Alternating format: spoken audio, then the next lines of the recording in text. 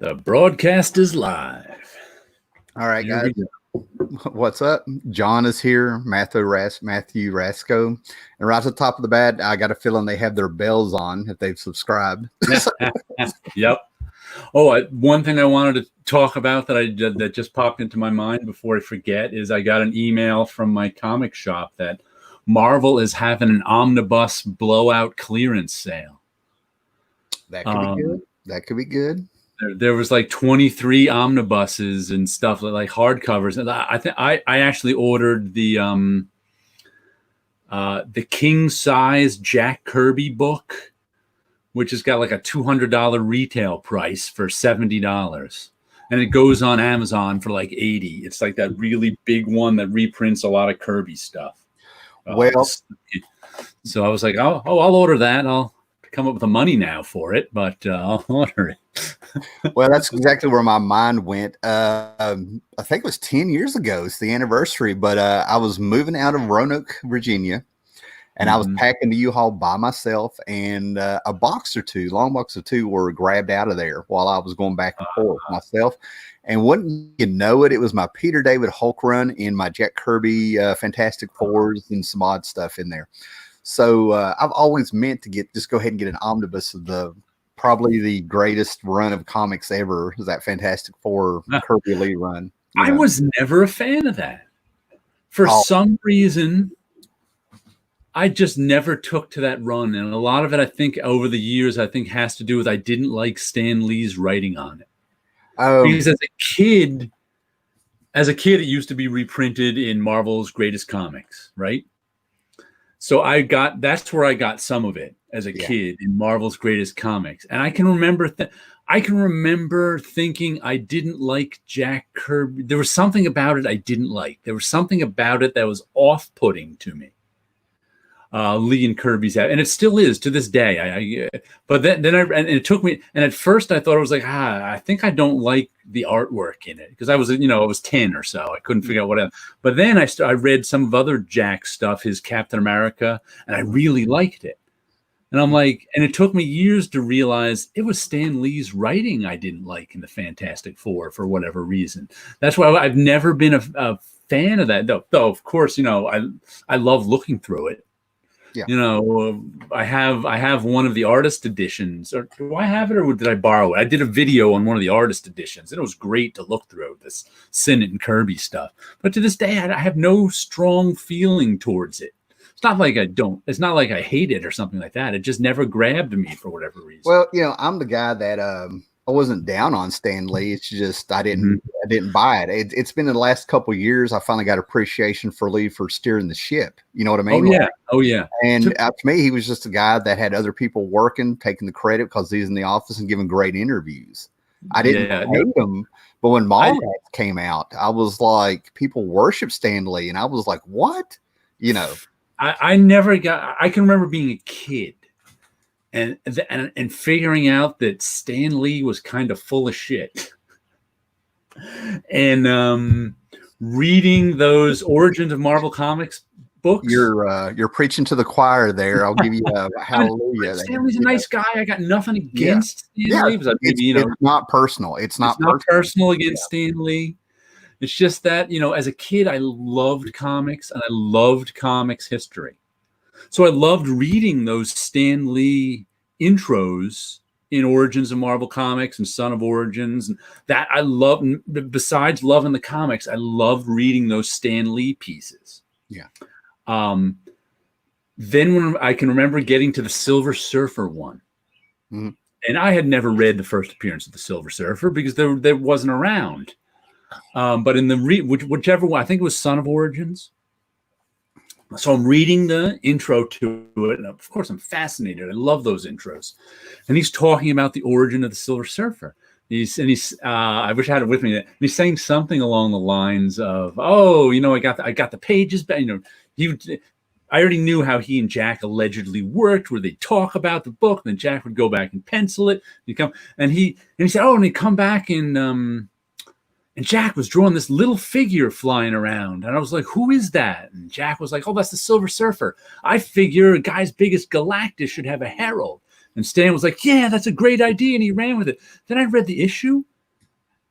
And at first I was like, how does the writer of the comic not know what's in the comic?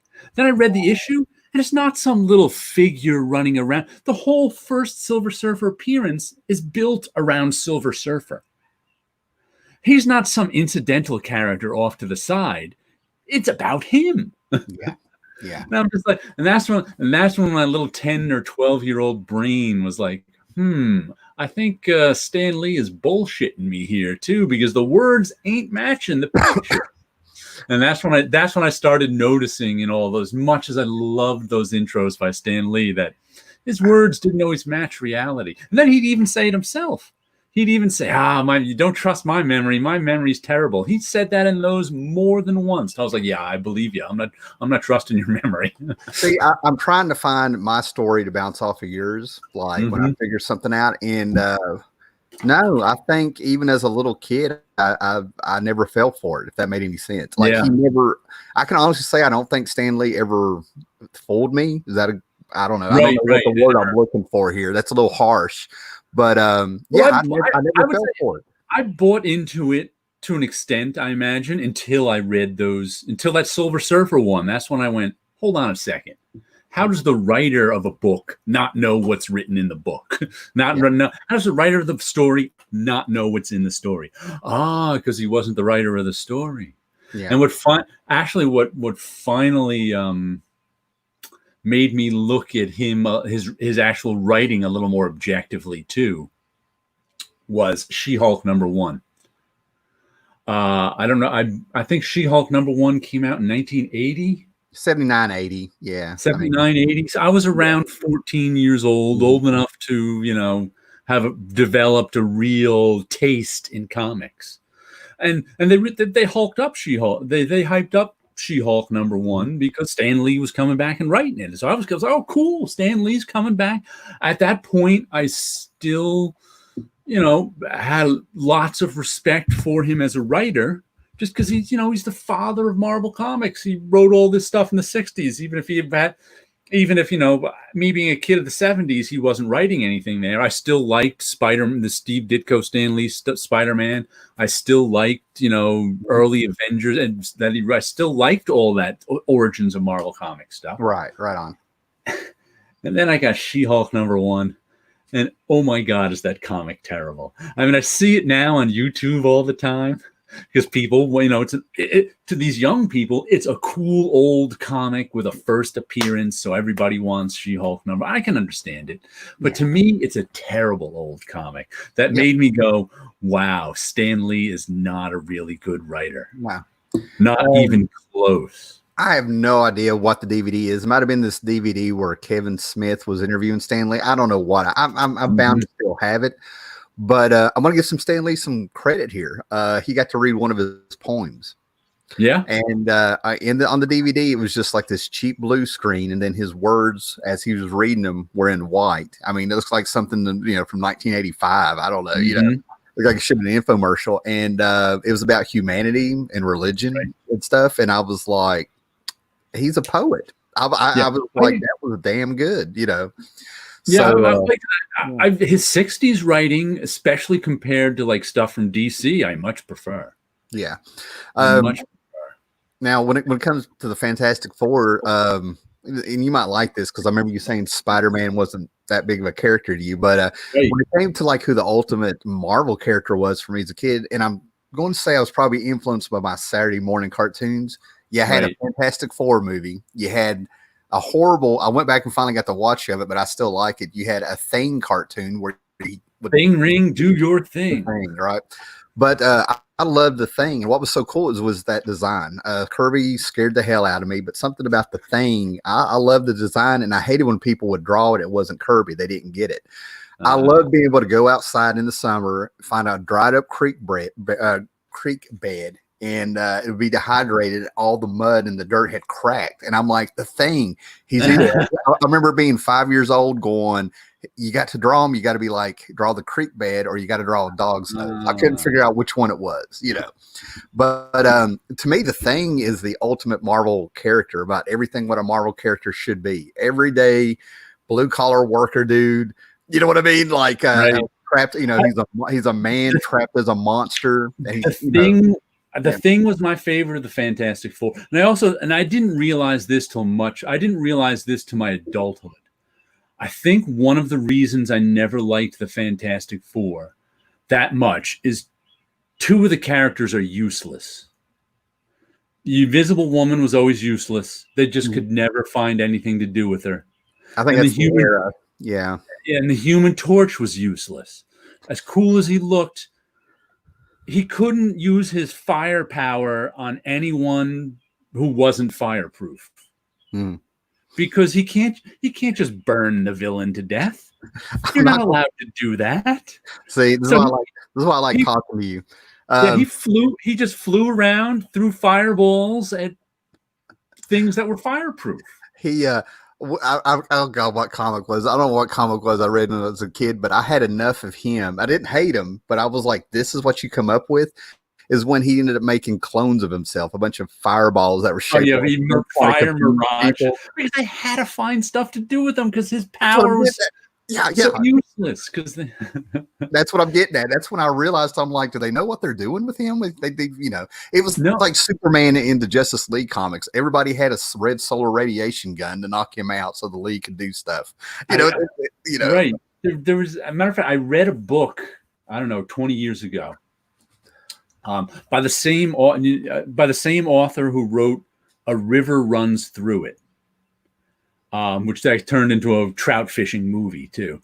It's called Young Men in Fire, and it's about an incident that happened like in the 40s, where smoke jumpers, where the guys who jump in to fight fires in faraway areas, and they ended up dying because of the fire got bigger than that. And part of the book was about the physics of fire. And the physics of fire is just deadly. And reading that and imagining the Human Torch having that power, it's like he would be one of the most, and one of the most amazing things too about reading that book, it's not even the fire, it's superheated air. In that our outsides are actually, think of how easy it is people burn, and think of what burns do to people. Yeah. But our outside is actually pretty tough against burns. Our insides, our lungs, have no protection against burns. What they call superheated air is the air that gets really hot from fire, which is the biggest danger of fire. One breath of superheated air and you're dead. Just dead. I want to leave a little window here for me to be like wrong, because I'm going by like little kid memories here, and I still have the books, but at the same time in the 70s, the Stepdad, and then we're getting the Invaders, and I was reading about the Golden Age Human Torch. You know what I mean?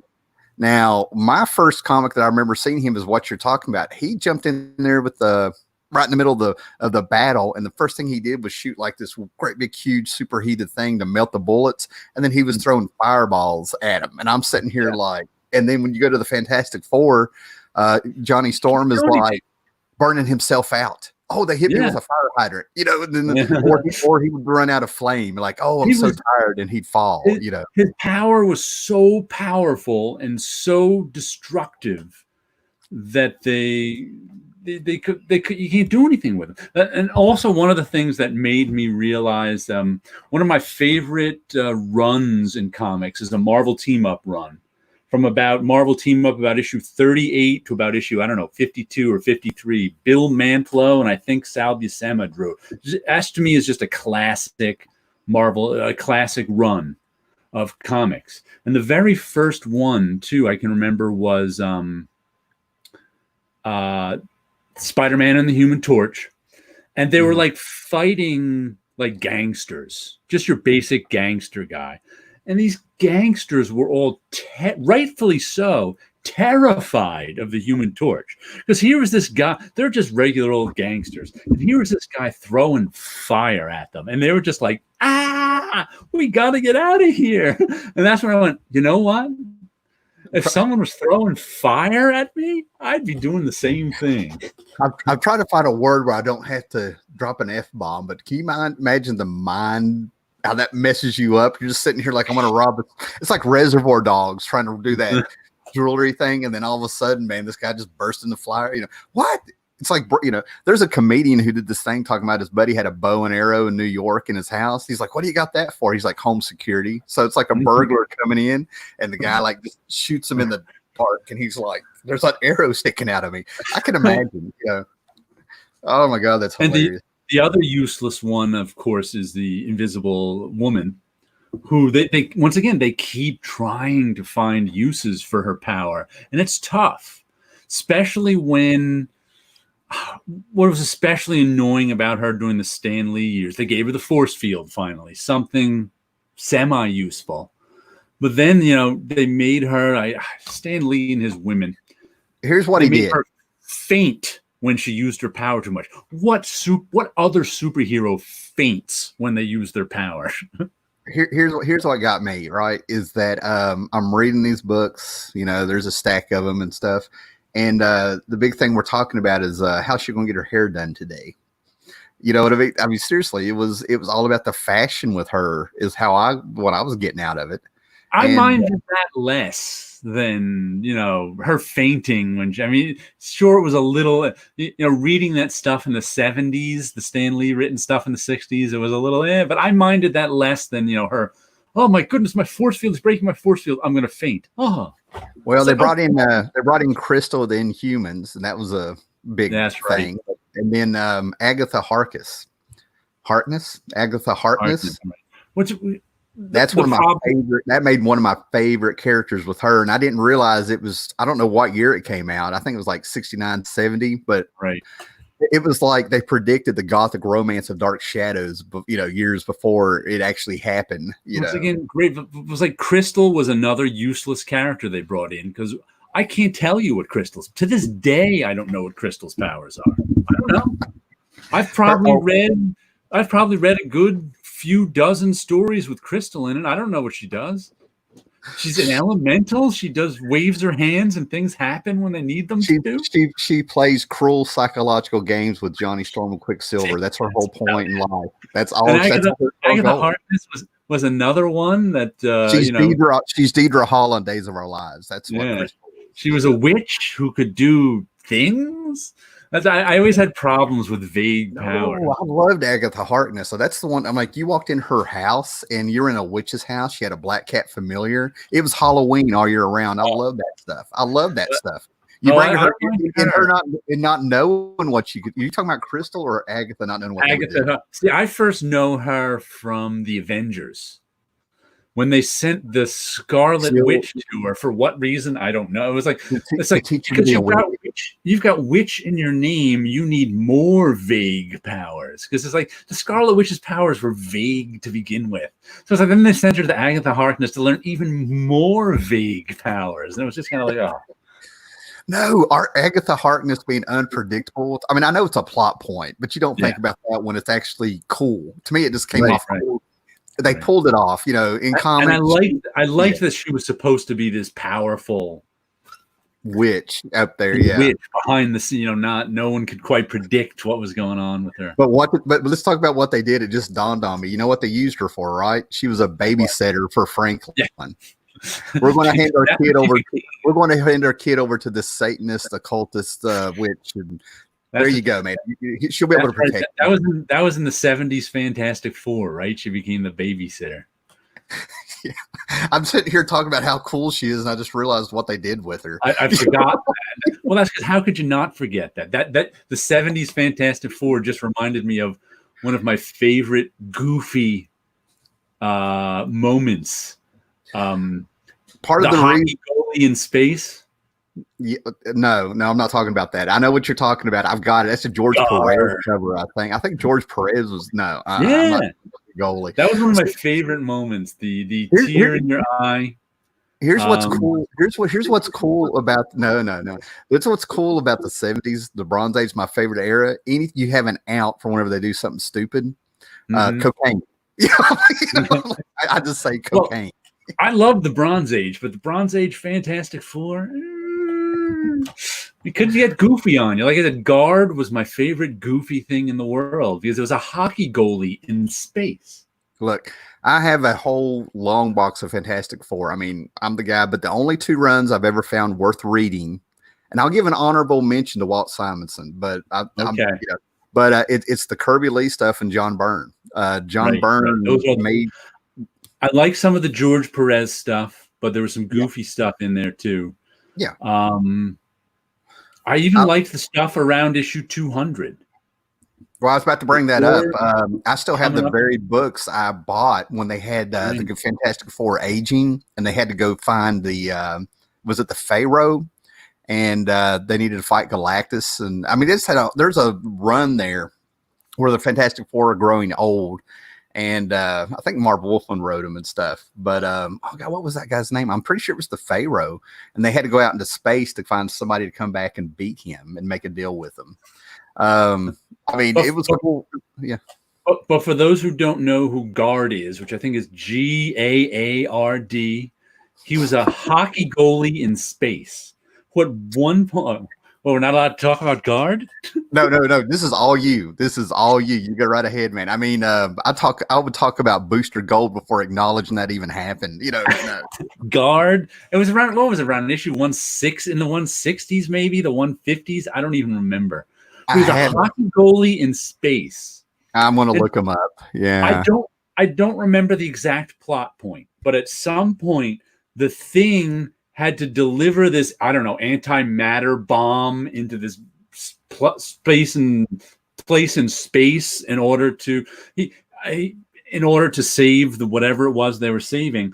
So they gave the Thing space hockey skates. That's how he traveled in space, on these hockey skates. So he's skating around space, and he's got to go to this hole in space and put this, I don't know what, antimatter bomb in there. Except the only problem was it was Guard's job. There he is. What number is that? 163. It was Guard's job to make sure no one put an antimatter bomb. Oh, and this all took place on like Counter Earth or something. That's important. Mm-hmm. So Guard had to, and he's a hockey goalie in space, making sure the Thing doesn't put this stuff in there. Eventually, and that's like Guard's whole existence. That was made a big deal of too. His whole existence was being out in space by himself, guarding this hole. It has something to do. So anyway, the Thing succeeds in his mission, puts the Thing in the hole, saves whatever, and leaves. And like the last page, you see Guard, who now has failed in his mission and has no point in life anymore, skating away, and he takes his mask off. With a tear running down his face, you see its alternate world, Johnny Storm. And you're just like, "Aw, poor Guard." And then I don't think he was ever seen from again, at least not when I ever read the Fantastic Four. But it's just a hockey goalie in space. How do you? Gaard, Guard. Yeah.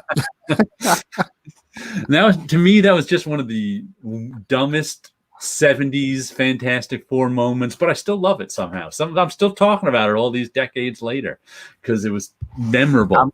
I'm embarrassed for them, you know. I mean, even as a kid, this didn't float with me. Maybe it's where we don't have hockey. I'm like, this south enough to where we didn't have hockey around here, you know. Wow. But I was like, yeah, this was bad, you know. Oh my gosh. Goalie in space. I can't remember who drew it. It was Pollard or Perez or somebody. I want to say Perez, but well, it's right here. It was around the Perez era, but I'm not sure if he actually drew that issue. Should we check out some comments? Yeah, go ahead, man. I want to try to get out of this. There we go. Stop. There it is. And just make sure I don't wipe myself out of this. There we go. Matthew Rasco always liked John Byrne and Dan Slott's She-Hulk. A lot of people like that. It's all better than Stan Lee's first issue. Mm-hmm. So does John. Let's see. At 7, I always imagined Man-Thing lived in the marshlands, and my neighborhood in the swamps were one of the portals into the nexus of all reality. If I had a swamp nearby, Matthew, I'd probably be doing the same thing. Mind the comics. The Human Torch got just a touch overpowered when he became able to release energy equal to a supernova. You see, they had to give him something to do at that point. Yeah. It was because he could only use his fire against people who were fireproof. So he had to have a way to overwhelm certain fireproof guys a little bit. So they gave him that one-shot supernova so he can like knock out some fireproof guy. So that's why they had to come up with that. He's got a good one. Ultimate fashionista, yeah. Now, sometimes I partially feel sorry for any blue-collar criminal targeted by Johnny Stormer. But yeah, robbing banks only to be put in prison with... Yeah, like I said, that issue 38 or 39 with the Human Torch just throwing fireballs at those criminals made me go, wow. Shared a house with a Cain and Abel, yeah. See, I was weird. It always bothered me that they put Cain and Abel in like the DC universe proper. Mm-hmm. I was always like, they should just be hosts of things. I don't need to see them in the DC universe like as real people. Yeah, Crystal controls the 4 elements. What does that even mean? That's the problem. Because that's such a vague power. This is one of the reasons I was always more of a DC guy. You know what I mean? Yeah. You know, little things like that just kind of added up. Mm-hmm. Is Guard the Scarlet Skier from JLA? Now, I was actually going to bring this up in back of my mind when we were like bragging on Kirby and stuff and all that stuff. But the one character from Kirby I cannot defend is the Black Racer. You cannot make that design work. And the Scarlet Skier kind of shows that it's exactly what it's supposed to be, a comedy relief. You know, they were trying to they were always trying to duplicate that Silver Surfer magic. Yeah. You know, even with Guard on skates. Yeah, I always wondered if Agatha Harkness shared a house. No, Agatha sicked a panther on Sandman and the Trapster. Her familiar, her little cat Familiar would like turn into a panther and stuff. Yeah. Okay, we got one more. I think you've ended up making Guard a little bit of a cult figure now, man. And that's Guard with 2 A's. Skrulls, Badoon versus Kree and Cronus. Man, we're getting deep there, Matthew. You are getting deep. That's some deep knowledge right there. The Badoon. Yeah. Guard can take out the Badoon by himself. You know. When I was 10, I thought Guard was goofy. Now I still do. No, it was the Black Racer, man. I mean, I would like flip through. You know, again, I've still got the little comics of my stepdads and stuff, but I'd be flipping through there, digging the New Gods, kind of getting into it, and then like Black Racer would pop up, and I'm like, I'd say that it takes you right out of it because you're just like, you know what, they're just trying to capture that Silver Surfer magic again. That's all they're doing. But it lucked up, man. You know, you'd have that issue with the Black Racer, but the way there was an issue missing or two, and then all of a sudden I'm right in there with the Deep Six, and I'm like, these guys are great. You know, didn't the Black Racer have ski poles? Yeah, red and blue. He had a knight's helmet. I gotta say, it was the ski poles that were too over the top for me. I don't know. There was just no reason for a guy who can fly on skis to have ski poles. I've seen 2 a Black Racer came. I forget he's a snake. Yeah, but but I've seen 2 designs where they tried to fix them. I think Grant Morrison. Yeah, here we go. Yeah, just for reference, people. I didn't know we were going to make this about lame characters, but he's got a great story. That's the problem. The Black Racer. Yeah. He's got a great backstory and stuff, just that design. And then in Final Crisis, they had a design where they tried to kind of save it. You know what I mean? He didn't have the ski poles. And they can't all be winners. That's all it is. Jack Kirby designed a lot of stuff. They can't all be winners. The law of averages say some are going to be clunkers. It just blew my mind that this guy had feet because it was a Kirby character. I mean, he popped up anytime they talked about death in the 80s and 90s, they would put in the Death Racer, you know, and I'm just the Black Racer. And I'm like, oh my God. Luckily, I can't recall an actual cartoon or anything he popped up in, you know. Want to see what comics I got this week? Go for it, man, and I'll show off some stuff. This one has been real good. Red Mother by, who does this? Jeremy Hahn and Danny Luckert. And I was describing it on my channel as a slice of life juxtaposed with horror. And it's not real gory horror thing, but it's like this this woman, there's the Red Mother, who we don't have any idea. Whoop. Oh, Here. No, there we go. There's the Red Mother. We don't have any idea who she is or what she's up to. She just keeps, her and this weird guy just keep showing up to this woman who got her eye taken out and her boyfriend disappeared into this weird ether. And it's just kind of like her life, her dealing with this injury, and then just all of a sudden being drawn into this weird horror world. And I'm really enjoying it. Issue 5, I have no idea what's going on yet. But I'm really enjoying not knowing what's going on, because it's like I said, it's slice of life horror kind of thing. So if you're expecting Michael Myers horror, it's not that. But it's, people trying to live their lives while monsters are stalking them horror. Oh, that's awesome. Then I picked up Walter's latest issue of Ragnarok. Walter Simonson. I'm really enjoying this one too. It's Thor. That's what Thor looks like after Ragnarok. He's got no lower jaw. Nice. And it's all sorts of Norse mythology twisted. And matter of fact, we have he makes a journey to hell in this one. He's been on a journey to hell for a while. I love this design of Hela, the goddess of hell. Good stuff. Yeah, we used to have discussions like, is it Hela, like in Gila Monster, or is it Hela? Then the other thing I picked up this has been good. Reaver. The first story arc was excellent. The first story arc was kind of a Suicide Squad crossed with Dungeons and Dragons story. And this one has been kind of about a few of the characters who survived the Suicide Squad just come to this town, and they're hanging out in this town. And it's got a new artist here who's pretty good, and bad things. So this is more of a Dungeons and Dragons without the Suicide Squad. There's some nice gore for you with this crazy woman.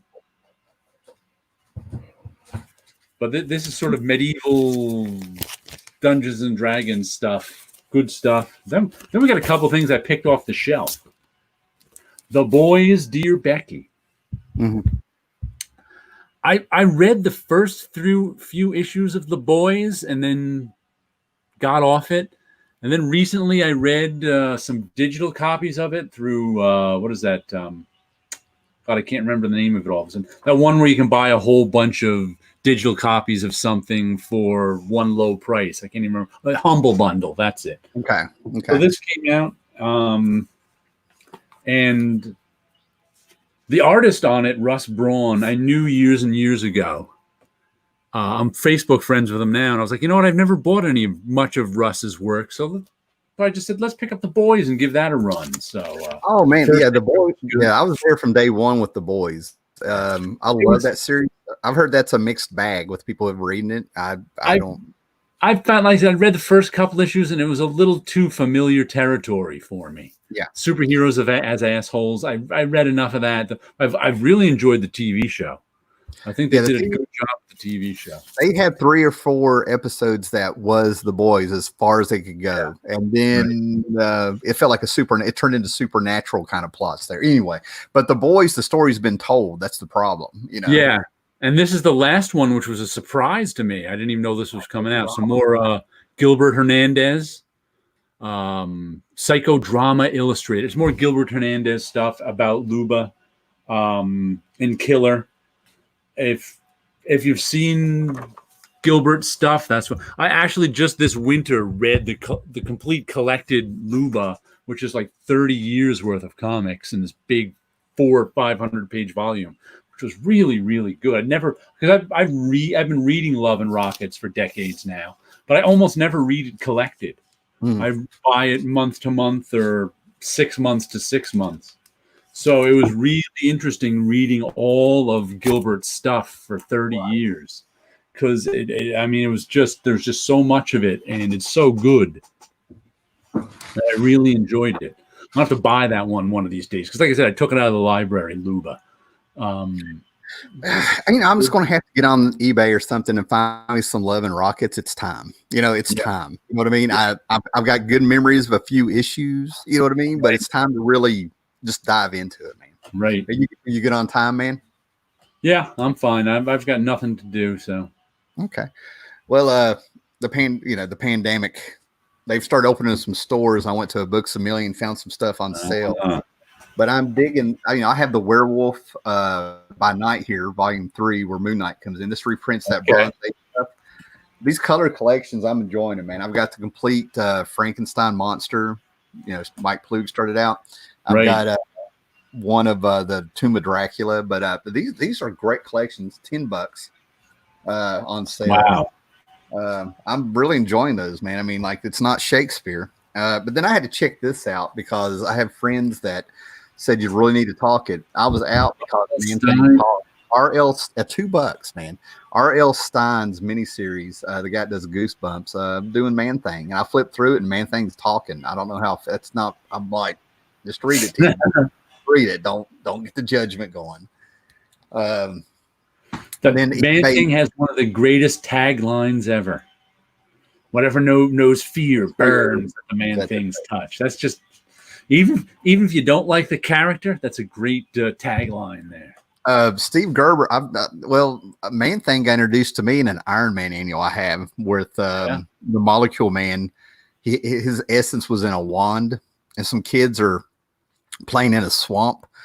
A little girl goes down into the water and comes up. Steve Gerber wrote it and stuff, but it was a mind trip when I was a kid. So then I dug through those Man Thing books in there. Steve Gerber wrote Man Trips, and John Buscema was drawing these. There was like prose, and John Buscema was drawing these images around the prose.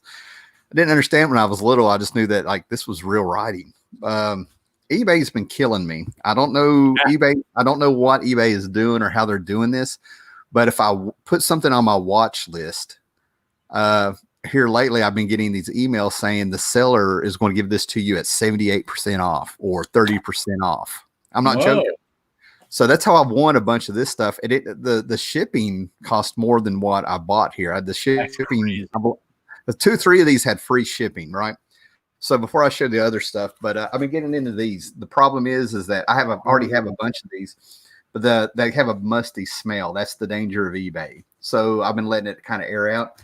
But I think they also you can put them in with dryer sheets. That's I've never tried it, but I've always heard that. Put them in a box with dryer sheets. I've recommended that from day one on this YouTube channel. It works about 70% of the time. But this was the only one I was trying to get. These are worth $6 a piece if you're like into grades and how much they're worth. But this Joker issue, because it's Brian Boland, I've seen this thing go for $30. So I got it in this lot for nothing. Anything with Joker on the cover will go for something more. Will go for more than any other Batman villain on the cover.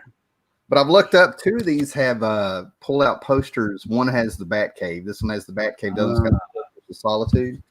They have they're just fantastic pieces of art with their biography on the back and stuff. Right. I'm into reference material. But where's the poster in this? Maybe it's not in this one. Anyway, but they got these cool pull-out posters. But they got a lot of good stuff with the Legion of Superheroes in it, and I mean it's just random. You're supposed to be able to pull them apart and organize them how you want. Oh, that's right. Put them together in your own loose leaf binder. Yeah. But they have a Vertigo issue that's the only one I really recommend anybody get. And there's a lot of cool stuff in there if you were a Vertigo fan. I wonder if anybody actually put them together in a binder and made them in alphabetical order. Going way back, I wonder if I was a kid and buying them. Oh yeah. Well, there seems like there was 1 or 2 other kind of books that had this format with the binders. Yeah. And I know 2-3 people were into Marvel. Marvel had some in binders too. I got some of those. I used to have a whole bunch of those binders. Because like in the 90s when there was tons of things, the official handbook of the Marvel Universe binder, there was they were getting rid of a ton of them at Marvel one time, like 20 or 30 or 40. I don't remember how much. And I had some idea I was going to use them for something. Yeah. Well, the whole binders and Trapper Keeper things, I mean, that was an 80s thing, man. So I brought them home. This is the 90s. I brought them home and whatever, I never used them for whatever idea I had in mind for them. So like in the early 2000s, I brought them into my comic shop. I was like, you want to sell these, give these out to people, whatever, because I'm never going to use them. People loved them. They were like, oh wow. Well, as a young lad doing the D&D thing, you get trapper keepers and binders, and I got all fancy. I actually saved up, and I got a cloth one with a zipper. And so, and I still have it. I mean, it blows my mind. I have 35-year-old binders, but they're the nice one, you know. So I've got a couple binders that old, I think. Well, I'm finally getting around to finishing up the walls on here. I don't have a lot of wall. I've got more stuff than I have wall. So for me to get this stuff, all that stuff gets put to the side again because this was too cool. But as I was playing around, this is one of those things I got a deal on. I found a seller who does movie reproductions, and I got the picture of Dr. Manhattan and Janie Slater that he drops on the moon, on Mars. Okay. And then I went ahead and framed this. I'll be spray painting the frame black later, but I can recreate. I got the Minuteman picture. Wow. On actual photo. I mean, it feels like an actual photo, not just like they went to they went to some store and got that paper to put in a printer. It feels like a photo paper. Well, yeah. That photo paper you get in printers is real good now. Cool. I think it was the ink. I had some in the early 2000s. It was the ink and stuff that would fade away after 3 or 4 years. Right. You can make photographic prints with a home printer. Yeah. I know. I'm glad it's finally working there. So I got those, and then I had to get these next two pieces. Going back to like my roots, where I decided I really was a collector. But these are actual 1983 promo posters. I think with the state of comics going and the way I'm not really buying a lot of comics, I may be getting into the memorabilia. I would pick these up no matter what. I had a buddy, my stepdad's buddy, worked in a VHS shop in the 80s. If I had those movie posters in cardboard stand-ups that we had in the house, I love the free junk the comic book store gives me. I always show it off on my comics. I bought this video, and I'm always like, I have no idea what they. I just have like a file where I put the stuff in, just because I'm a sucker for that free junk. Even though, what the heck am I ever going to do with it? This next one, I spent a lot of years trying to make peace with my hair metal years. There, 80, I don't know, 87, maybe even about 87 to about 89. I really had to make a lot of peace because I was on the right track with my music. You know what I mean? Like I was, I had good stuff. We're talking Motown, everything that was good, even the punk. But this has made me have peace where I've got to realize I really like this comic book run, even though I can like make fun of 2 or 3 of the titles and stuff. But when I saw this, I had to have it. Get back. The actual promo poster for the announcement of the new universe. Wow. Unfolded. Wow. Yeah. So I had to get that. The new universe happened just about when I stopped reading mainstream comics altogether. So I read a few issues in the new universe, but most of it I was just like, oh my God. Well, and there are some issues that people like. I forget which ones they are, like DP7. There's a few series that a few people remember fondly. Starbrand, DP7, probably Starbrand is the one I read. Yeah, Peter David came on Justice, totally turned the book around. And DP7, that's actually always had a cult following is what I call it. There's people who remember it fondly, and they'll be like glad to hear about him.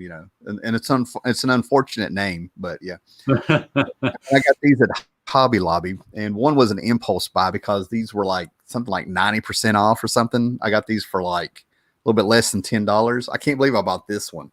It's a cool color scheme. They went heavy on the blacks and grays in this one a little bit. That makes it pop. That was the one I got in the car, and I went, why? Why did I buy that? And I had to get this one. It's my favorite joke. What is that? That's just a random Hobby Lobby decoration? Yeah, they got a whole section on. They have a whole section on stuff to decorate your comic book room, and And that's what bothers me, because there'll be people who like our drama channels on YouTube. Not that it's important, you know what I mean?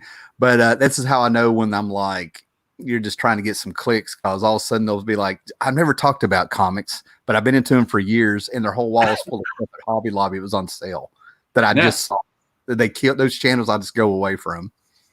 That just reminded me of where was that? Oh, it was at the FedEx store of all places. They had a spinner rack full of prints of old comic book covers from like DC covers from the 60s. And I was like, what, at the FedEx store? Yeah, at the FedEx store. What it is, they come out with these comic book covers and things like that. They're made out of tin. They're made out of like a metal. Yeah, these ones were prints, I think, not tin. But yeah, you see those prints in the metal ones. I see them everywhere. Flea markets, stores. I'm like, you're raping and pillaging my hobby. You know, I'm like, go away. You know, there were some nice covers, but I was like, really? The FedEx store is selling these? How? Who's coming to the FedEx store for these? I got to reframe this. One of the greatest. It didn't survive the move. I don't know if it's showing up. But it's all busted up, and I had it framed and I ripped up you know, I did the thing where I actually had this framed with pieces of comic book that I did. This. But this is signed by William Stout. Scott Connor, I met him. Great guy. One of those guys I thought he was going to ask out for a beer because he got a hold of us on Facebook and friended us after we met him. But he's the guy that drew the cover, the movie poster for Wizards back in the 70s. Okay. So I bought a print and he signed it. And this is one of those things where there will always be room for this on a wall. William Stout did that illustration? Okay. Yeah. Just looking at it reminded me of Vaughn Baudet, and I know I've seen that illustration a million times, but I just realized I never once knew who did it. No, the movie Wizards that came out in 77, 78. I watched it in Fantastic Planet when I was about 4 or 5. There's a whole story there. But yeah, Ralph Batsky used Vaughn Baudet's characters and designs and characters and stuff, and they animated it. Vaughn Baudet. Okay, but that's interesting. Yeah, I never knew that was William Stout doing that one. Yeah, this is why I've always been a Vaughn Baudet fan and never really. I mean, you know, I didn't. You know, when I found Cheech Wizard and stuff, I was actually when I found out he had died and his brother was one taking it over. I was like, what? There's a whole history here with no internet for me that I had to know. I'm like, what happened to him? You know, I didn't know what his stuff was, but I remember. I don't remember what I learned about him. Was he? Did they do a feature on him in Epic Illustrated? His brother did. Yeah, he came out, and I'm trying to think what that is because I have him over here. I keep wanting to say Necron 99. I'm getting all my movies mixed up where everybody was named Necron or Dark Wolf, and they used a lot of the same names, but it was a post-apocalyptic wasteland. Right. That must have been when I first ran into and learned about Vaughn Baudet. I've got to. They came out in the early 90s with about 3. I don't want to call them trades, but like kind of magazines where they pulled a bunch of that stuff. You can get them, but I think it's called Necron 99. I got them on the shelf, but I'm not gonna go back there and dig. They're somewhere right in there. But no, I love that stuff. And in Epic Illustrated, they had those stories and stuff. He was like my avatar on Twitter for like 2 years. The character I'm talking about, you know. Vaughn Baudet. His son does stuff now, right? I haven't followed that far. I just know his brother took over. I'm sure his son, if Scott Connor was here, he's the one to be right on top of it. His son is an artist. Hey, man, you know, it was like I said, in the 80s, the only Vaughn Baudet I got was an Epic Illustrated and whatever bootleg VHS tape of Wizards I can get a hold of. I kept my eye out, you know. But when I read Cheech Wizard and that lizard, there's a documentary. They got him reading some of his comics to a college class in the early 70s on YouTube. Somebody recorded it on like 8mm or something. The guy was he was a hippie with a little bit of sci-fi touch to himself. He was a character. He's reading his lizard character to everybody and making little jokes. And the guy was a full-on underground artist hippie. He never got his due. I wished he could have lived to see his due. But he's got, I think Sam Keith. I see a lot of Vaughn Baudet and art and stuff. You know, definitely. What has Sam Keith been doing lately? I don't know. I I don't got know a if I've seen Batman. anything. I've got a Batman Max here that I can't get through from like about 2 or 3 years ago. I was never a huge. I don't think I've ever read an entire Sam Keith comic. Really? I don't think so. No. Well, Epicurus the Sage. That Yeah. I did way back when. That may have been the last time. I was watching something on TV. I never read much of the Max, and I never read much of his Marvel stuff. Well, I sat down and finally finished Epicurus, and it's one of those books I'm not going to do a review on. You just have to read it. But they made a whole. William Messner Lowe's knows his philosophers of the Greek tradition, if you will, because it was cracking me up.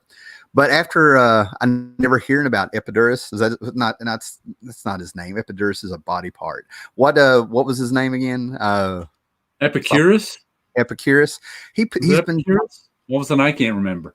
Well, anyway, he's a philosopher I never heard of. And then all of a sudden, after I read that book, I've seen 2 movies and I think an episode of Bones last night. He got mentioned. I'm like, it's like he's popping up everywhere now after I read that. But I think Sam Keith was having a good time on that series. And if you don't want to read the story about philosophers going to Greek hell and all this stuff and everything going on. Those so long, I don't remember anything about them except that I liked them. I wish he brought that kind of energy to his Sandman run. I'm just going to go ahead and say it. After reading those, I was like, he was having a good time. If he had done in those books what Sandman did, he may have, I don't know, it might have changed things. Mine in the comments just said Sam Keith did something for Aftershock a couple of years ago. Really? I've really not gotten into Aftershock comics. Aren't they the ones that still use newsprint? No, that's Alterna.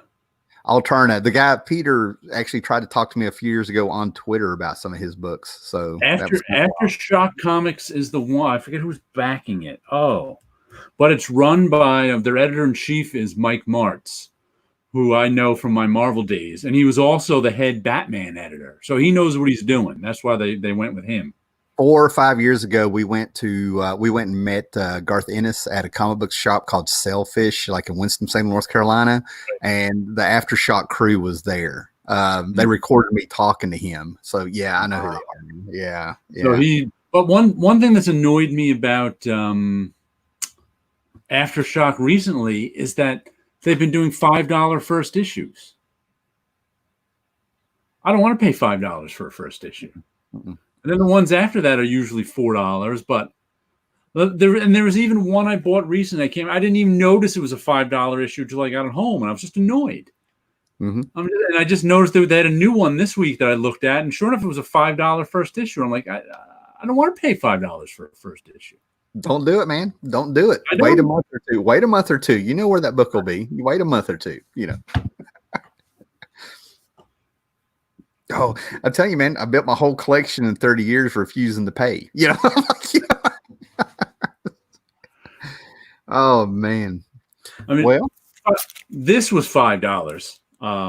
Psychodrama Illustrated, but at least I know what I'm getting. I'm getting Beta. You know? It's not a mystery to me. That, and I know it's only going to last a few issues, and I know the quality. I'm willing to pay $5 for Beta. Some of the prices I wouldn't mind paying if comics had key issues coming out again that you know are going to have a chance, even a shot of becoming a little bit more than your value. I'm a reader, man. You got to remember that. I'm a reader collector over here, you know. I think I'm not even thinking key issues here. I'm thinking comics are too much like cars these days. The moment you drive them off the lot, they drop in value. Yeah. That's the problem. Yeah. They're so overpriced. Like, I love these. I love the ones that I got. I'm willing to pay $4 for it, but I know this isn't worth $4 in the open market. If I were to put this on eBay right now, I'd be lucky to get $2 for it. All right. That's really their open market, and that's that's how it is with most comics. Which is why I only get 3, 4, maybe 5 comics a week, because that's a $20 budget. There's two things you got that I kind of want to bring up where you're getting this. You got this series of books that you love and you collect and you keep, and then all of a sudden something happens to where like you kind of get a little bit of a payoff because a series you like's got all of a sudden like one or two characters that popped up. I mean, Katana got popular there for a while when they heard she was in a movie. I never thought I'd see Katana in a movie. I never thought there'd be an action figure, Then there's the other thing. There's a magic in comics where you take a chance on a book because it's got a new character in it. And that's where we got our Punisher, our Wolverine. And who knows, the way comics are going now, Guard might become huge one day. You never know. Well, I'm saying that's kind of like a bonus. Right. It would be better if comics were worth the money you actually paid for them. That's what I mean. I mean. In the back of your head, this could pay off, Well, no. I'm not even saying payoff. That's a whole other thing. That's a whole collector's thing where you're like, ooh, maybe this will be worth $50 one day. I'm not even talking that. That's like a dream that happens every now and then. That's okay. I'm just saying most people, and the reason a lot of people don't want to pay for comics is that let's just say, here we go, eight issues of Reaver. Let's say 10 issues of Reaver, $4 an issue. That's $40. If I could, let's say after I get 10 issues of Reaver, I'm like, I don't like it. I want to sell it on. If I could get $40 for it, that would be nice. Mm-hmm. But you can't even get that. If I were to sell 10 issues of Reaver on eBay or whatever, I'd be lucky to get $1 an issue for it. Do you know how many? Hard reality for buying comics. You have to read that comic has to be worth $4 to you in order to justify buying them, which makes it hard to buy comics. Well, the other thing is that you walk into a comic book shop. There's people that have stuck with Marvel through those years. I mean, I don't know. But there was nothing like me going to Free Comic Book Day at a comic book shop and seeing people standing in line behind me looking at the dollar boxes, pissed off because they just spent like $100 in a month, and every book that they got is now in the dollar bin. That's why my shop won't put any of they've sold all of their like new books they can't sell. They don't put them in dollar bins. They sell them to a bulk seller. Yeah. Because there's nothing worse than you coming into the shop every week paying $4 for a comic, and then 3 months later it's in the dollar bin. Which is what happens. Years. Right, which is what happens with especially all these Marvel comics that have incentive covers where you have to buy 25 comics to get the 1 in 25 cover. That means you have 25 comics you can't sell. And if you put those in the dollar bin, you now make all your regular comic customers annoyed and stop buying comics. Like we've seen them on YouTube. There are people who don't buy any new comics except from dollar bins, which is, I mean, that's a legitimate practice. But just that you can do that is crazy. Well, yeah, and I'm one of the, I've talked about that's how I built my whole channel, and that's how I built my whole collection starting around like 1990, 91. But see, the thing is, though, is like in the back of your mind, you get it. If they don't make money, there may not. You think there'll be no comic book shop. The company's got a business. You want to support them, but when you see things like that, and it's money out of your pocket. It tells you to wait, and like the reason these are worth $4 for me too, especially as an indie collector, I'll never see these in a dollar bin. Mm-hmm. Most indie books you never see in the store, let alone in a dollar bin. So most of the comics I collect, but if you're a Spider-Man collector, why are you going to buy anything but the Amazing Spider-Man that you like? Why are you going to buy all these miniseries? Wait a few months, see if they're in the dollar bin, and don't worry about it. Kind of thing. Where I've been cataloging my comics on that app, the CLZ app and stuff. They got an option to where you can mark it as a key book in Y or signed in Y, and then you just click a button and you can see all your key books. So I've been getting on Comic Book Realm, seeing how much these books are worth, or if it's a key, if I'm remembering right. It's blowing my mind seeing Uncanny X-Men and Amazing Spider-Man, the two off the top of my head, how much some of those older issues are worth that I still see in dollar boxes and stuff. I'm Yeah. sitting here like, this is crazy. This is like a $12 book, and I'm like, I can get it at a flea market for $1, and Yeah. some comic book shops. Blows my mind. Yeah, and trades versus single issues too now. And trades are so cheap. Like I was saying, I got a whole bunch of trades from my friend Jerry, who he was like, "Oh, can you sell these, for me on eBay or something?" I'm like, "I'll try." I was like, "You don't understand. Trade paperbacks are worth $5 a piece, unless it's something special that's out of print that a lot of people want. Your average trade paperback is worth $5." These comic dealers will buy collections, right? Mm-hmm. And they'll take all the hardbacks, sell them for 10, all the trades, soft cover, sell them for 5. And like conventions, you just wait and you just go through them. Yeah. And what's that? Ollie's, right? Marvel and DC dumped all their back stuff. At least Marvel dumped all their omnibuses in the comic shop where you can get some for cheap now. So that's good. But and it's like, and I always said too, there's something I call the Brooklyn Bridge effect that affects comic book buyers between single issues and trades. Because when you're driving down the FDR Drive, trying to go over the Brooklyn Bridge, especially when there's traffic, and it's New York City, there's always traffic. It's one of those things where the Brooklyn, I think they may have changed a little bit. I think it's still the same. There's like 2 exit ramps to the Brooklyn Bridge, and then there's the traffic that goes by. And especially and of course, as you might imagine, that the bridge exits back up. So when those bridge exits back up, you've got 2 choices. There's Scott. You've got 2 choices. You can either be the sucker who waits in that line to go off the Brooklyn Bridge, or the asshole who pulls up to the front of the line and cuts in. You have no other choice. You're either a sucker or an asshole. And when it comes to buying comics, that's how I feel sometimes. You're either the sucker who pays $4 a piece for individual issues, or the asshole who says, "I'm not going to buy those. I'm going to wait till they're in a trade in $5." So it's like you feel bad either way sometimes. So it's like buying comics shouldn't make you feel bad, and I think that's a real problem that the comic industry has. Yeah, they're in an odd way, they're their own competition with a product they put out just a few months ago. Which is why in the 90s they didn't put out much stuff in trade. They always thought it would cannibalize their individual, which I think it does, but that's neither here nor there. It's good to have evergreens.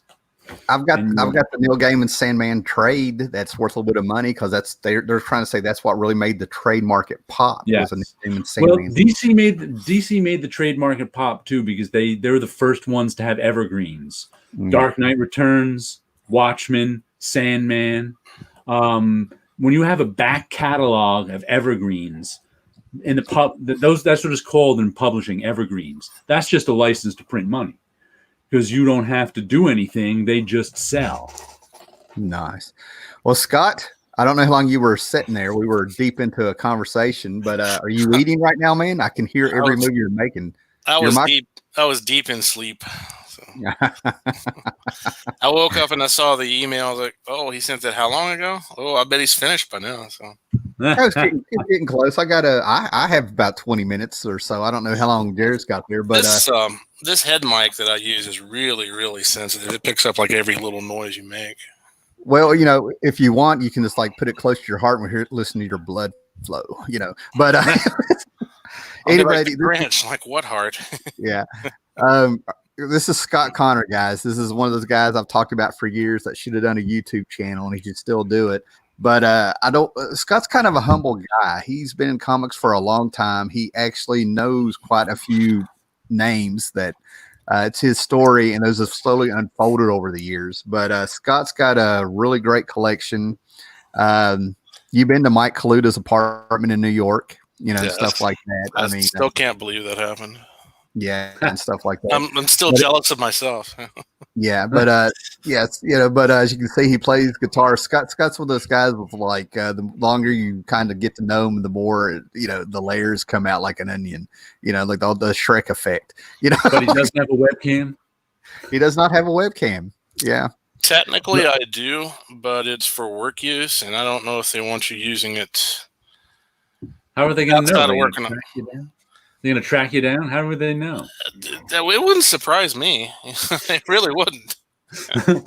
I haven't even hooked it up yet. Yeah. I need to rearrange the room that I'm in anyway, so laziness is I can tell you how long I use the webcam I'm talking on here is on my laptop. Gotcha. But I also have like a separate webcam that I used for years on my desktop. Right. But I hadn't used that one in a while. But I recently I started up a Wednesday night drawing club for my students, but none of them showed up. So I invited my friends to it. And so I was looking for that webcam so I could aim it at my drawing, because you can hook up different. You can switch between webcams on Zoom or most things. So it was like for like 3 weeks I was searching my studio here I could not find it until finally I like knocked something over in the corner of the room, and I was like, the webcam was behind it. That's what it was. Right. I've seen another podcast, which is interesting. They talk about comics, but evidently the guy has a webcam that's mounted over his shoulder. Yeah, that's what I have. So you can see the books down on a flat surface, which I thought was kind of neat. But then I would assume you'd need some kind of a holder. You need I have a tripod. I have a tripod and a boom arm, and the webcam has a standard 1/8 inch. So you can put a webcam on a tripod. Cool. Man. Yeah, I need to get a laptop so I can hook something like that up in a different place. So what's your favorite comic, Scott? What are you reading these days? Or are you like Howler Mouse and not buying anything new? The only thing I'm buying, well, it's funny, most of the comics I've always liked haven't come out on a monthly basis anyways. Probably the one that comes out the most often that I like now is Usagi Yojimbo. Okay. Yeah, that one has always been good. There's hiatuses on it, but it's been coming out since 1980. I just got the year. I just realized I got the year wrong. Well, I forget what year was the first. Was Usagi Yojimbo number one? I have no idea. It could have been 87. 80 something. Yeah. I've always said 86, but then I just got the reprint of it and had a different year in it, and I was like, "Holy cow!" Gotcha. I got no year wrong. Most of the comics I buy tend to go by creator more so than title. Me too. Anything done by Mark Schultz, I will pick up. No questions asked. Has he done anything in the years? He's actually working on Xenozoic right now. Oh, okay. He's working on a new one. Somewhere go ahead. Somewhere in one of my notebooks, I'm going to have to find it for next time, is a list of creators who I will buy no matter what they do. I have about 10 of those. Yeah. I probably have more than 10 of those, I would guess. Some of them aren't even alive anymore either. So. Yeah. Now, Mark Schultz is the guy that did Cat X and Dinosaurs. That's what a lot of people might know him by. Right.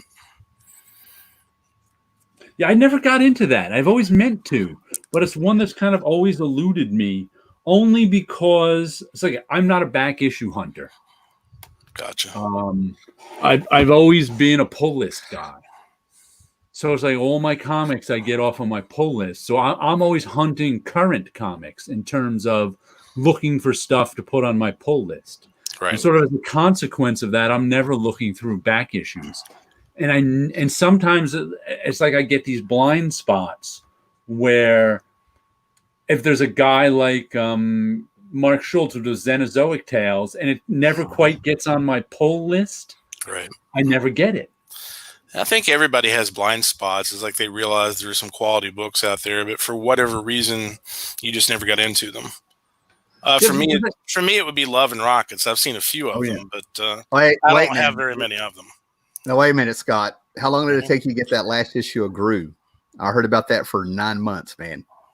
A long time, man. Gru the Wanderer? Yeah, I've got a complete run of it now.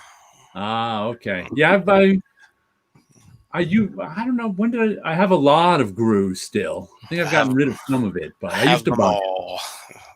As a matter of fact, I can still remember when I first, because I bought Destroyer Duck #1 off the rack, so I can remember Gru showing up in that. That strip still cracks me up. And then when I think it was Pacific Comics put it out first, and they were like, "Oh, I Gru the Wanderer comic, I'm on board." But Sergio Aragonis is another one of those creators I will buy sight unseen beforehand. Anything he does, I'll snap it up. Who else? William Stout. Yep. Who doesn't really work as much in comics as you would think he has over the years, but I mentioned us meeting him, so yeah. Right. Gary Gianni is another guy that I will pick up sight unseen. Charles Vess, Michael Kaluta, Stan Sakai, Mike Mignola. Stan Sakai and Mike Mignola are the only ones doing comics. Pretty much, yeah, that's true. Mike Mignola is doing a lot of like sketches of like Pokemon, random characters, Godzilla monsters, Pokemon monsters. And he's putting them on eBay, and these little pencil sketches that he's doing probably takes 30 minutes.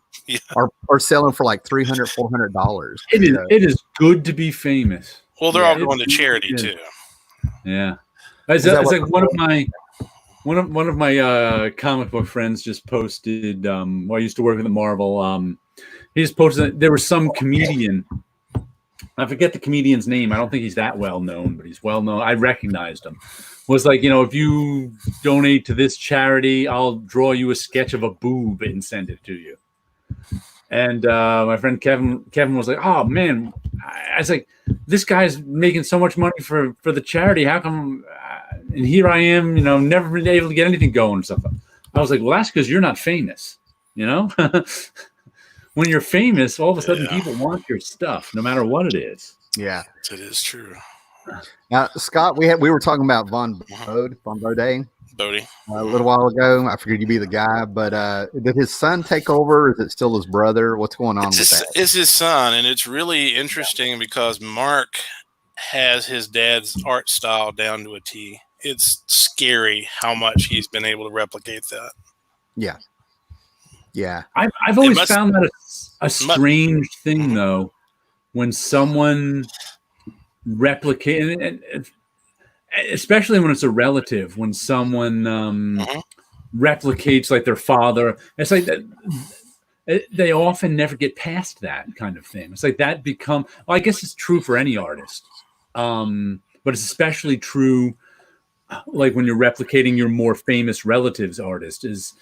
That's now what people want from you. So you can't kind of grow past it. Yeah, you get stuck in that shadow, right? Yeah, yeah. I think it happens to actual artists too, who can get stuck in their own shadow, but at least they have a chance of saying, "Screw it, I'm just going to try something new," and people liking the new thing. Right. But when you're Mark Bode, people might only like your stuff when you do it as your father. Well, it's possible. That's a big name to live up to. So. Right. Well, I'm one of those people that, just the fact that Von Bode is still mentioned and there's something going on, like almost like a legacy thing. I feel like his family would be responsible with it. They're just trying to do a rip. Does that make sense? You get what I'm saying? No, they seem to be pretty respectful of the whole idea. Yeah. I don't blame him. I mean, I'm not saying anything like that. I'm just saying, will he ever develop as an artist in his own right? Yeah. Will he have the chance to? That's what I wonder. Well, also, does he want to? Does he want to? You're right. I don't even know that it's a good question. That'd be interesting. Yeah. I think they'll reach out to that guy. Like, it'll be kind of interesting to get a Von Bode on here. He could be perfectly happy and content doing, doing his sort of father style. Right. Sarah Frazetta is another good example of that. Sometimes she'll do sketches and put them up, and it's, do it in her grandfather's style, and people seem to like that. Yeah. Like fame helps, even if you're just fame adjacent. Or if you can get, if you can get people getting people to look at your stuff is a huge battle. So, Or if you're infamous like me and Tim, that helps too.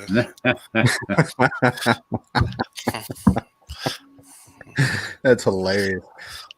What's wild is there's a lot of people on the channel that's probably heard the name Scott, Connor, and Tim, and a few other people and stuff like that. And I'm cracking up because people are like noticing your guitar and all this stuff. I didn't even think twice. But yeah, that's Joe Satriani's guitar that I'm holding. But I'm gonna try not to go off the rails here with memories and stuff. But Steve Scott actually, we were at a con in North Carolina. He runs over, finds me. He bought me like this omnibus of some Usagi Yojimbo, which is what got me. Oh yeah, I forgot about that. Yeah, but do you also remember? Is that the same con where as we were going through some books, the last box, and we were getting ready to leave, we caught the plague off that dude? That was the Charlotte Minicon. Yeah. We both got sick as a dog like the next day. No, during the day of, we were going through some boxes. We're back issue guys. And we were at the last box, and I know we were saying we're going to go. And then all of a sudden, we just heard this guy behind us, and the circle was clearing around him where he was just sniffing and snorting and just sneezing real loud. On the way home, we both got sick in the same amount of time in the same way. Wow. And we were sick for like 5 days. It's like it took a while to get over that. It was bad. Wow. All in the name of comics, Yes. The con crud is no fun. It's such a cliche, but that one particular time it was true. Yeah. We started dying on the way home. That was so bad. So to call Scott out and stuff like that, I went to a couple years ago. I'm not going to say where you live, but I think at the time that's fine. It's not. Yeah. Well, he'll drop a pin in the map. It's not Truth or Consequences or anything. Yeah, right. Like that, so I get there, and he's got books everywhere, hardback books. That's the problem. They need to be less everywhere and more in shelves. Yeah. And then he's got a back room where he's got all these old role-playing sets and pulp books and just things that are just amazing. So actually, the one I'm getting at with Scott, the more obscure you get with him on questions, the more he might pop something out if you use a camera, Yeah, I could be rather obscure if you need me to. So. But how did you end up in Mike Kaluta's apartment? Because it blew my mind. You were telling some stories, and then all of a sudden you're like, let me tell you what he does. He'll kind of mention something. I'm calling you out, man. He'll mention a little something, and like right when you get ready to go, he'll be like, "Oh, look at these pictures I found of me and Mike Kaluta." The way that happened, I went to a convention in Framingham, Massachusetts called Boscone, which has been going on for a very long time. It's a very famous science fiction convention with Charles Vess, who we have known for a long time. Charles and Mike used to be roommates in New York City. So we're coming back home, and Charles says, "Would you like to go see Mike Kaluta?" And I'm like, "Is this a trick question?" Yeah, sure, absolutely. So we went and visited Mike, and we stayed overnight, and it was at his place. He's moved since, but it was a place just a couple blocks off Manhattan, or a couple blocks off Broadway. And I was like a proverbial kid in a candy store, Yeah. You had to climb up this ridiculous flight of stairs to get to his place, and by the time you got up there, you're out of breath. And but you go in, and Mike has a lot more books than I do, which is scary. He has a lot of everything, actually. It was just visual overload. It was hard to go to sleep there because you're just looking at stuff everywhere. Original art on the walls. Charles would go over and pop a book out of the shelf I'd never seen before. Look at this, and he'd bring me something, and my jaw would drop to the floor. And it was really cool. Now, wasn't the apartment like you said, he had another apartment? This was just one he kept on to. Technically, he was broken up into 3 apartments. Gotcha. Yeah, I was talking to Mike Kaluta and didn't know it was Mike Kaluta. I heard your story on one of the videos about that. Yeah. Me and Tim were actually, no, it wasn't me and Tim. It was another friend of mine. We were at Heroes Con in Charlotte one year. I was waiting in line to talk to Ty Templeman and get a sketch from him.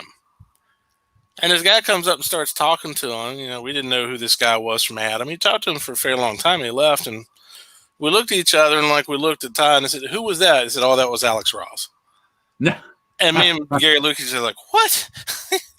So I wish I had known just to tell him I like his. I like to tell artists that, I enjoy your work. Right. They should hear that. So yeah. But sometimes you just don't know. Well, this was back when I hadn't ever seen a picture of him. It was earlier on in his career, before he became an even bigger name than what he is now. So yeah, I had I maybe had even met him before, but I didn't know that I'd met him before then. It sounds like I might have not known his name a few times in my life. Right. For some reason, it always escaped me. Yeah. I'm kind of getting a tick that I'm getting a kick out of everybody being together here. It's like I have two worlds kind of colliding here, and I'm just sort of like, wow, You've talked to each of us separately many times, but not Jared. together. I have a question I always wanted to ask you. I was looking and I noticed, like in your background there, do you have a lot of folders in your shelves? No. Those are sketchbooks. Let's see. Okay, gotcha. The reason I asked, I was looking in the background sometimes, and you would see what looks from a distance like a file folder. Those are sketchbooks. Okay, gotcha. Okay. Those are photo albums. Paperbacks. There's like one folder here. You wouldn't even be able to see it. And these are Mylar original art stuff. So that's right. That over there is 11 by 17 Mylar. So no folders. I'm a big fan of Mylar. Oh, who doesn't like? What comic collector doesn't like Mylar? Tim? Whatever happened to that guy who started that whole Mylar polybag thing a few years ago? Remember him? Guy from Long Island. What was his name? We Love Comics. Oh, I don't know. I think Are you talking about the guy that sells Mylar? No, he was. I forgot it was. There's a YouTube. It wasn't really even him.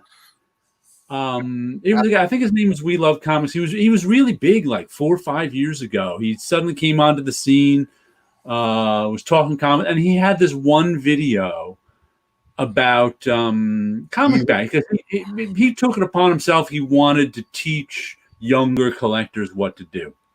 Go ahead. One of the things he said was, if you can't afford Mylar, use poly bags. You're going to have to replace them after a few years. But if you're just starting out, he said something, and then all of a sudden everything blew up about had this whole poly. I don't know what. I don't know why some people went after him, but what he did is that he said, "Don't worry about buying bags. Look at these bags I bought in a shop. These poly bags are 30 years old, and these comics are fine. You don't have to invest in switch your books out and stuff. These have been good for 30 years." Right. And next thing I know, there's people making videos about them on the toilet, and they went after. It was crazy. But after that, he sort of he dropped out. No, he didn't drop out. He kept it going. He was nothing but controversy, and he was a lot. He kept for a while. He kept it going. And he said that he had a source. Now, don't quote me on this one. I mean, we're going back on memory. I didn't really get into that drama, but he kept saying he had a source that was letting him know about key books everybody needs to be looking out for in a couple months. He always had a mysterious source. Then he was part of another community who found his comic book videos. He had a separate channel. He was like a silver buying community. He was telling you how to make these little pyramids so you could cleanse yourself and go out in the sun. But I remember that. So he got by silver. He got attacked by a lot of people from a former community that had nothing to do with comics came after him. Right. I mean, I've got friends like Comic Hoarder and stuff that could tell you the whole story. I just found out the Mylar just reminded me of that. That was the most controversy I've ever seen over comic book bags in my life. Wow. It's just kind of like crazy. I'm not joking. I mean, usually I can see a humor in something, or I can see where some people could be like, this guy, I didn't get this one. This is the one where I didn't see the trigger pulled. Why people, after they started, he kept the drama going too. Yeah. I never caught what started the fire. Yeah, it was all of a sudden everybody was up in arms, yelling about Mylar and poly bags, and I'm just like, what? I think he's like selling comics at flea markets in Florida or something. I think what happened was he stopped his channel. Then he came back a few months later, much more low key and not into controversy. But I haven't.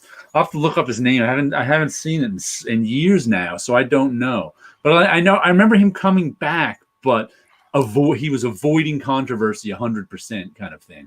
So he just became fairly big on YouTube in our little comic book world, ever so briefly. Yeah, I remember him coming and going in my eyes. I mean, you're probably right, but it seems like I mean, again, it's my circle and stuff like that, but it seems like I remember him I remember just people, 2 months. It seems like it was 2 months for me, and I'm sure it went on longer. It was probably around a year, more like. But once again, that's not long. Yeah. Yeah, I don't stick around for a lot of that. As soon as I'm just interested, there's like a million other things to I'm not a big fan of content.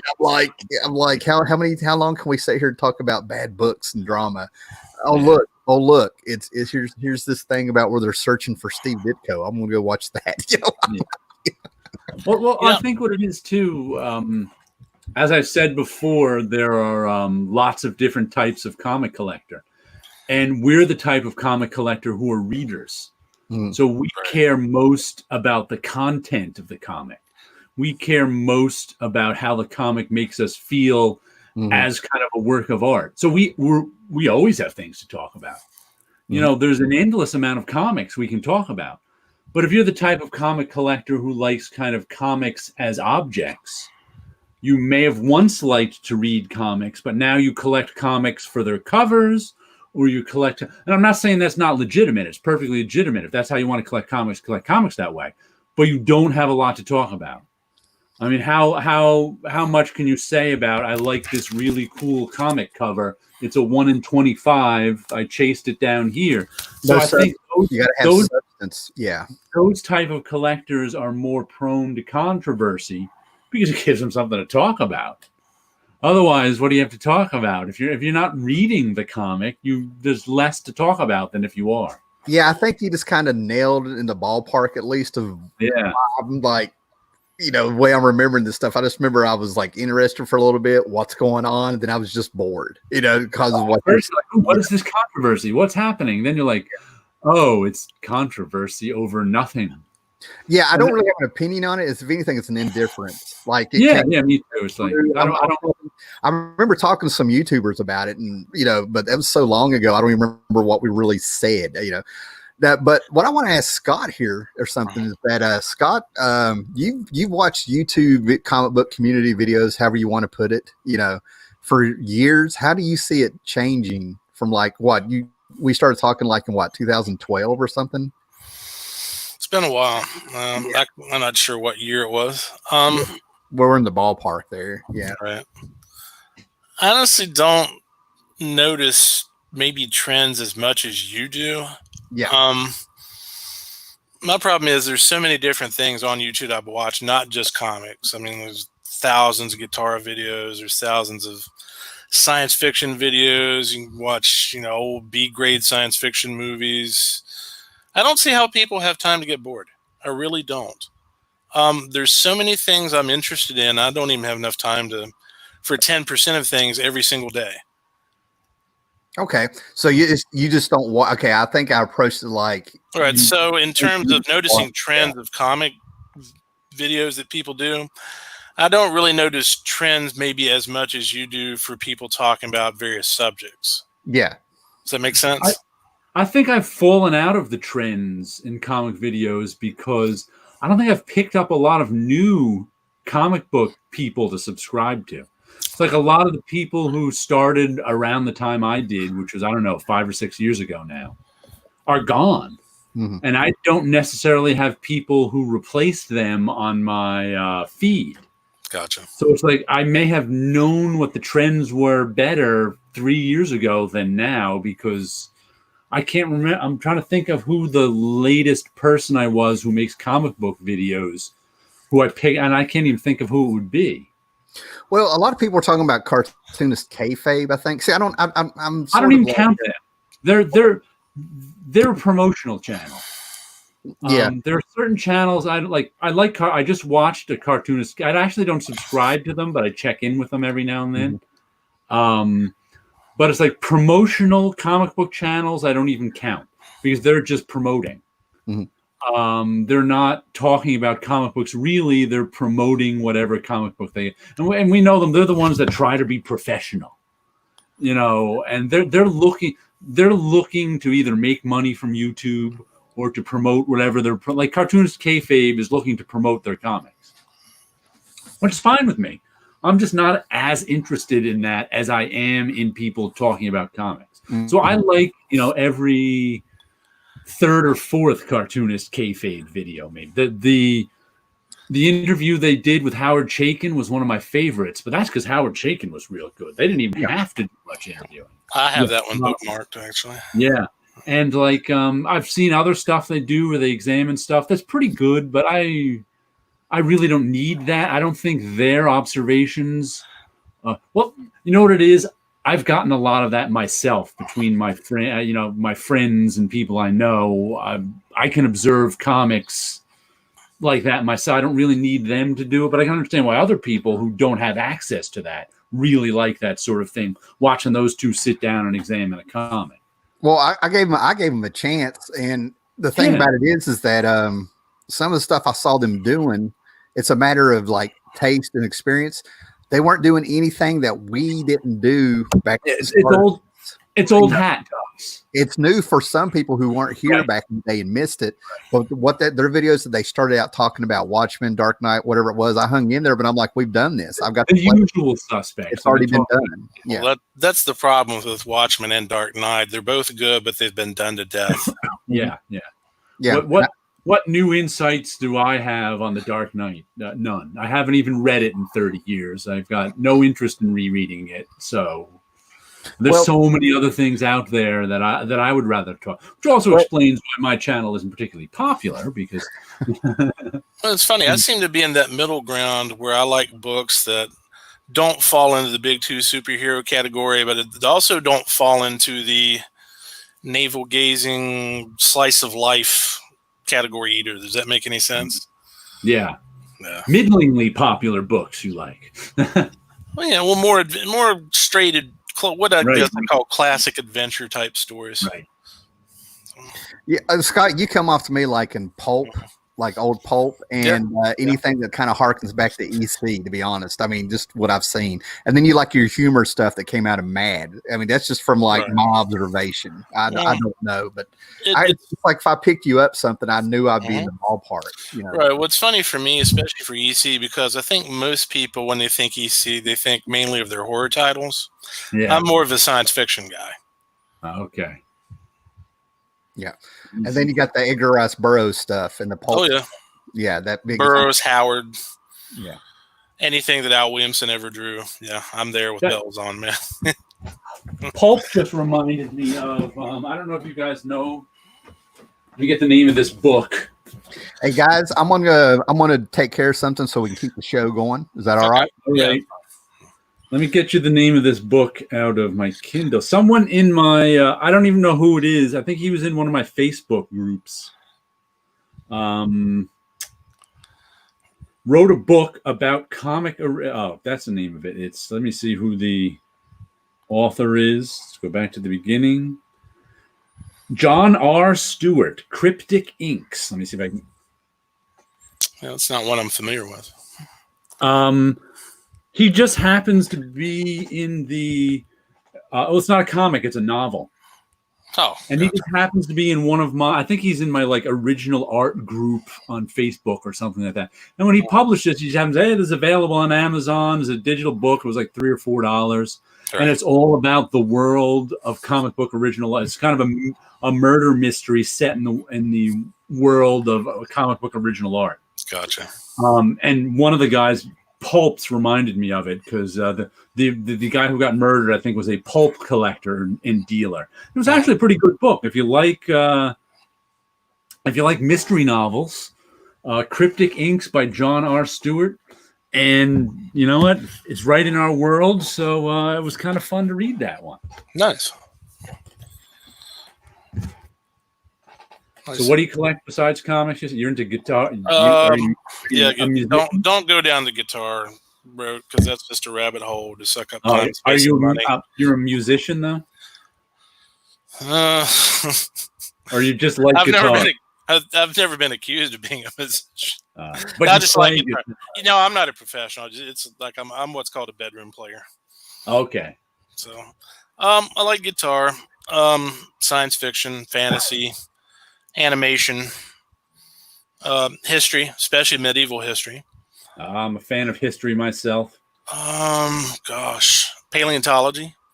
Okay. I actually like Stone Age history a lot. Okay, gotcha. I very much enjoy sort of the very beginnings of civilizations. I find it fascinating. Gotcha. I've got quite a few history books on my Kindle. I have a whole shelf full of history books. Ah. It's interesting you mentioned the Kindle. I still like buying physical hard copy books, but I have noticed for what I guess I would call reference books, and especially I wish I'd had these back when I was in college for textbooks. Mm-hmm. I actually like the digital versions of those because they're searchable. Yeah. Which can be quite helpful if you're looking at different things like that, doing your own research. I actually stopped keeping books, novels, those type of books, sometime in the, I don't know, around the year 2000, because I came to a crossroads where I have so many comics. Yeah. I said to myself, I can either keep these comics or I can keep these books. It's like, so from then on in, after I read a book, I'd pass it on to someone. Right. That way I could keep my comics. And when the digital reading came around, I'm not a huge fan of digital comics, though I have some, but I really embraced reading digital novels and reading digital. I actually read mostly nonfiction.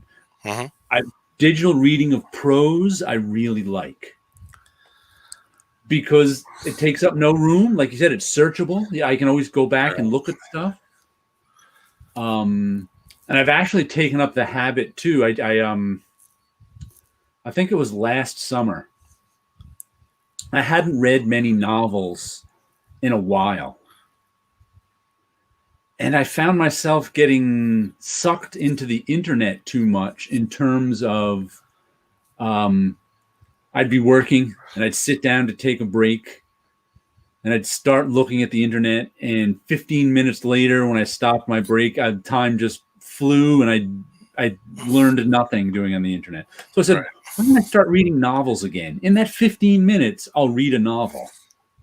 Right. So that actually started me reading a lot more lately. And I also got into the habit of, now that I'm in digital reading, I write a little review of it in Goodreads, only so I can remember that I read it and what it was.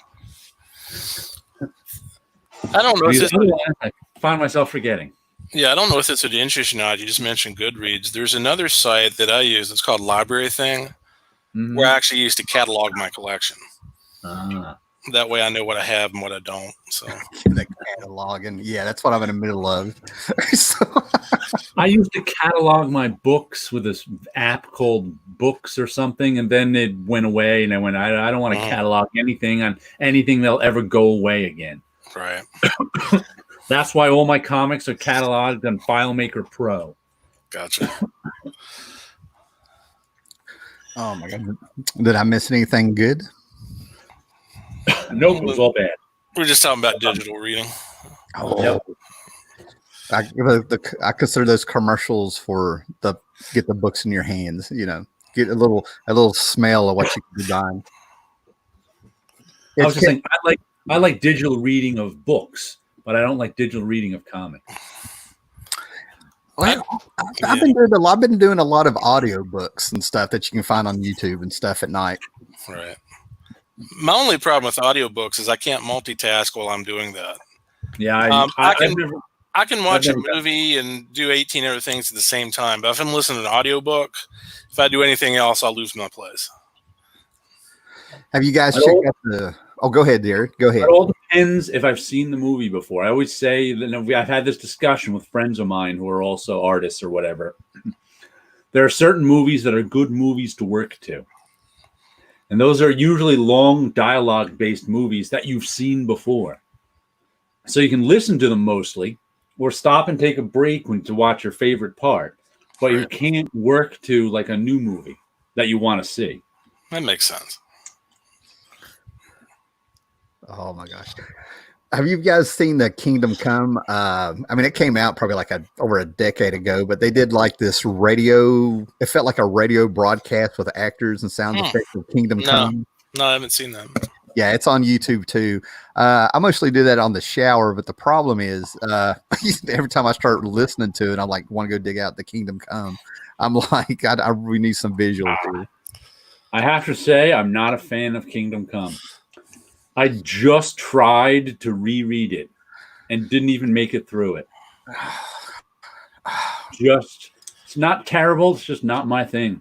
The last issue or two, I just started flipping through. Really? Yeah. I was like, because once again, I say these days I'm so old that any opinion I have over 10 years old is invalid. Because I can't remember the actual thing. I can only remember the opinion. Uh-huh. And I remember back in my Marvel days, Kingdom Come was a few of my friends' favorite book. They loved Kingdom Come. And I read it and was like, eh. Then I was like, you know what? Let me see if my taste has changed, because it's Mark Waid and Alice Ross. That's not bad on any level. And it was on Hoopla. So I'm like, all right, I'll read it on Hoopla. I can, borrow it from the library. And I liked the first 2 issues, and then it was just kind of the same. The last 2 issues were just, I didn't like them. They'll be all right. Well, the problem I had, obviously, if I had to reach for a problem with Kingdom Come, it's the same thing I had with like certain comic book movies and certain other events books and stuff. Kingdom Come should have been like this launch of a whole new line of comics, because it had wasted characters in there. It had all these great designs that people wanted to know more about. A guy named Von Bach was the one a lot of people were talking about and stuff, right? It had all these great characters, all these great designs, all this work you could tell that was put into it, and they never did anything with them. Suicide Squad movie had all these characters in it I knew from the comics, but they didn't do anything with them in the movie. And that's what I think happened with Kingdom Come. Kingdom Come was so big and so much work in there that's one of the reasons I enjoyed it. But you saw it from the viewpoint of the preacher or the old man or whoever he was. He was based on Alex Ross's dad. They didn't do anything with any of these characters. It was like there was a lot of potential there. The problem wasn't. Now that I'm thinking about it, the problem for me was, in the end, it was the same old story. The old guard has gone away, and now there's been nothing but, the degrading of the world, and now the old guard has to come back and set things right again. That's not exactly new, that story. You didn't pick up on it talking about the state of current comics at the time of the 90s? I don't even remember. Yeah, that could have had. Magog was Cable, and he's a big problem in comics according to Wade and them. I caught the commentary. Maybe that's why I don't think the commentary part aged well. It didn't. It definitely did not. If anything, they ended up doing exactly what they were trying to say in that comic years later and stuff. I guess I could make an analogy with that with Burke Breathitt's Bloom County. At the time when it's done, you understand the references and it's funny then. But if you look at it 20, 30 years later, and you're not part of that time stream at the time, it doesn't hold up as well as something like Calvin and Hobbes would. Right. I think I felt that about Bloom County like 10 years later. I can remember that. Right. Like because I remember reading that at the very beginning and loving it. I think the word we're looking for is that it unintentionally became dated. It's a very nostalgic read. Yeah, I would agree. I just got through taken off of Facebook Berkeley Breathe because he's still doing little skits. He's still doing them on there. They don't hold up. He has the same politics as he did in the 80s, and it's not the 80s. You know what I mean? It's great to see Opus and see this thing still going, but it's a nostalgic feel now. Calvin and Hobbes. You don't think railing against Ronald Reagan is still apropos? But it's so funny because I can sit here and get this off the shelf, and I just came to what Scott was sort of saying about a month ago when I started seeing what he was doing now, and then going back and reading some of the little collections I have over here, and it just cracks me up. Scott brought it up. That's what gets. I love when things kind of pop up. What's strange is I never thought the same thing about Doonesbury though.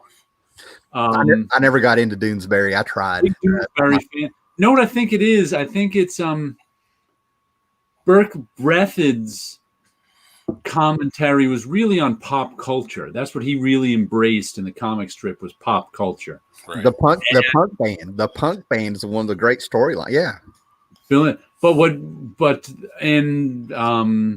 Doonesbury, though, was more involved with the news though. And even though the names change, the news is kind of the same. There's still Democrats. There's still Republicans. There's still people being corrupt. There's still people being hypocrites. So even if you read Doonesbury from 1979, the names may be slightly different, but everything else is the same. I hit this thing forever that I tried to figure out what makes something sort of timeless. You know what I mean? Right. How come it doesn't feel dated? Like you sort of take the Ramones in a way because they wore black all the way through. You can wear black. See, that's a bad example, but that's what I'm trying to get at. There's always something. But when you get topical and you talk about current events and you go back and read it, if you weren't there and didn't hear the news or knew what was going on at the time, it turns into a time capsule. And that's why I don't think it ages well. I think there's a difference. I've heard people say something is dated, but I take issue with that because everything is. But there's a difference. I don't know. I'm trying to think of the distinction between something dated is a criticism. When you say something's dated, that means we may have liked it in 1978, but now in 2020, we don't like it anymore. And part of the reason we don't like it is there was a mindset in 1978 that we don't agree with now, or something like that. But there's also things that we still like that are of their time. Mm-hmm. Like if you go back and watch, 2001: A Space Odyssey, that is really of its time. Mm-hmm. But I don't know if anyone would say it's dated. Well, let me see if I can come up with something off the top of my head. This is going to be one of those comments. I don't know what the distinction is, except one we like and one we don't like. This will end up being a conversation we follow up on because as soon as we're done, I'm going to be like, I should have said this or that. But let's put it this way: 2001: A Space Odyssey. You say it's of its era and it's great, and this is okay. How do you feel about bell bottoms or mullets? I embrace them. Okay. Would you say they're their era or they're dated? You look at that, you know exactly when they came from. They're of their era. I wore both. I just saw a little TikTok video of a girl skating in bell bottoms, and it looked as modern and contemporary as anything. When I was in high school, we wouldn't be caught dead in bell bottoms. No, neither would we. It was the late 70s for me, and early 80s was high school. So bell bottoms for me it was mid 80s. Yeah, bell bottoms are the reason I feel like I should get some credit for inventing folding over the bottom of your pants and roll them up. Okay, I mean, you didn't invent cuffing pants. Okay, as far as I'm concerned, I did, sir. Pant cuffs have come and went all over the years. Yeah. But bell bottoms can date something, but it doesn't mean it's dated. That's the difference. Getting back to the movie, what that difference is. Getting back to the movie 2001, I actually saw it on an IMAX screen a couple years ago. That is the way to see that movie. And for something that's 50-some years old now, no, it does not look dated. Right. The special effects, the cinematography look as modern as anything that's out these days. And there's something also too. Movies, it's easy for something to feel dated because of special effects. Because we expect better special effects now. When you see not so special effects, you go, oh man, how did people ever believe that? Right. But so movies is actually easy to think is it. But then there's a movie like what is it? Close Encounters. Mm-hmm. All the special effects were done with light and rigs of light. So when you see that now, it doesn't look dated because they didn't use the same special effects that are of the time. So it's weird what becomes dated and what doesn't. See, I feel like I have a weak argument now because I can't come up with what I'm trying to find here. But like, take American Werewolf in London, Right. compare it to American Werewolf in Paris. One's a classic, one's not. One you watch and you know exactly when it came out and what they were doing, and then the other one has such a rich story. It didn't get topical. It did, you know what I mean? They weren't trying to be fancy. They weren't trying to reproduce something. Well, don't worry. That was my point too. I don't know the difference. I don't know because I don't know what makes something of its time.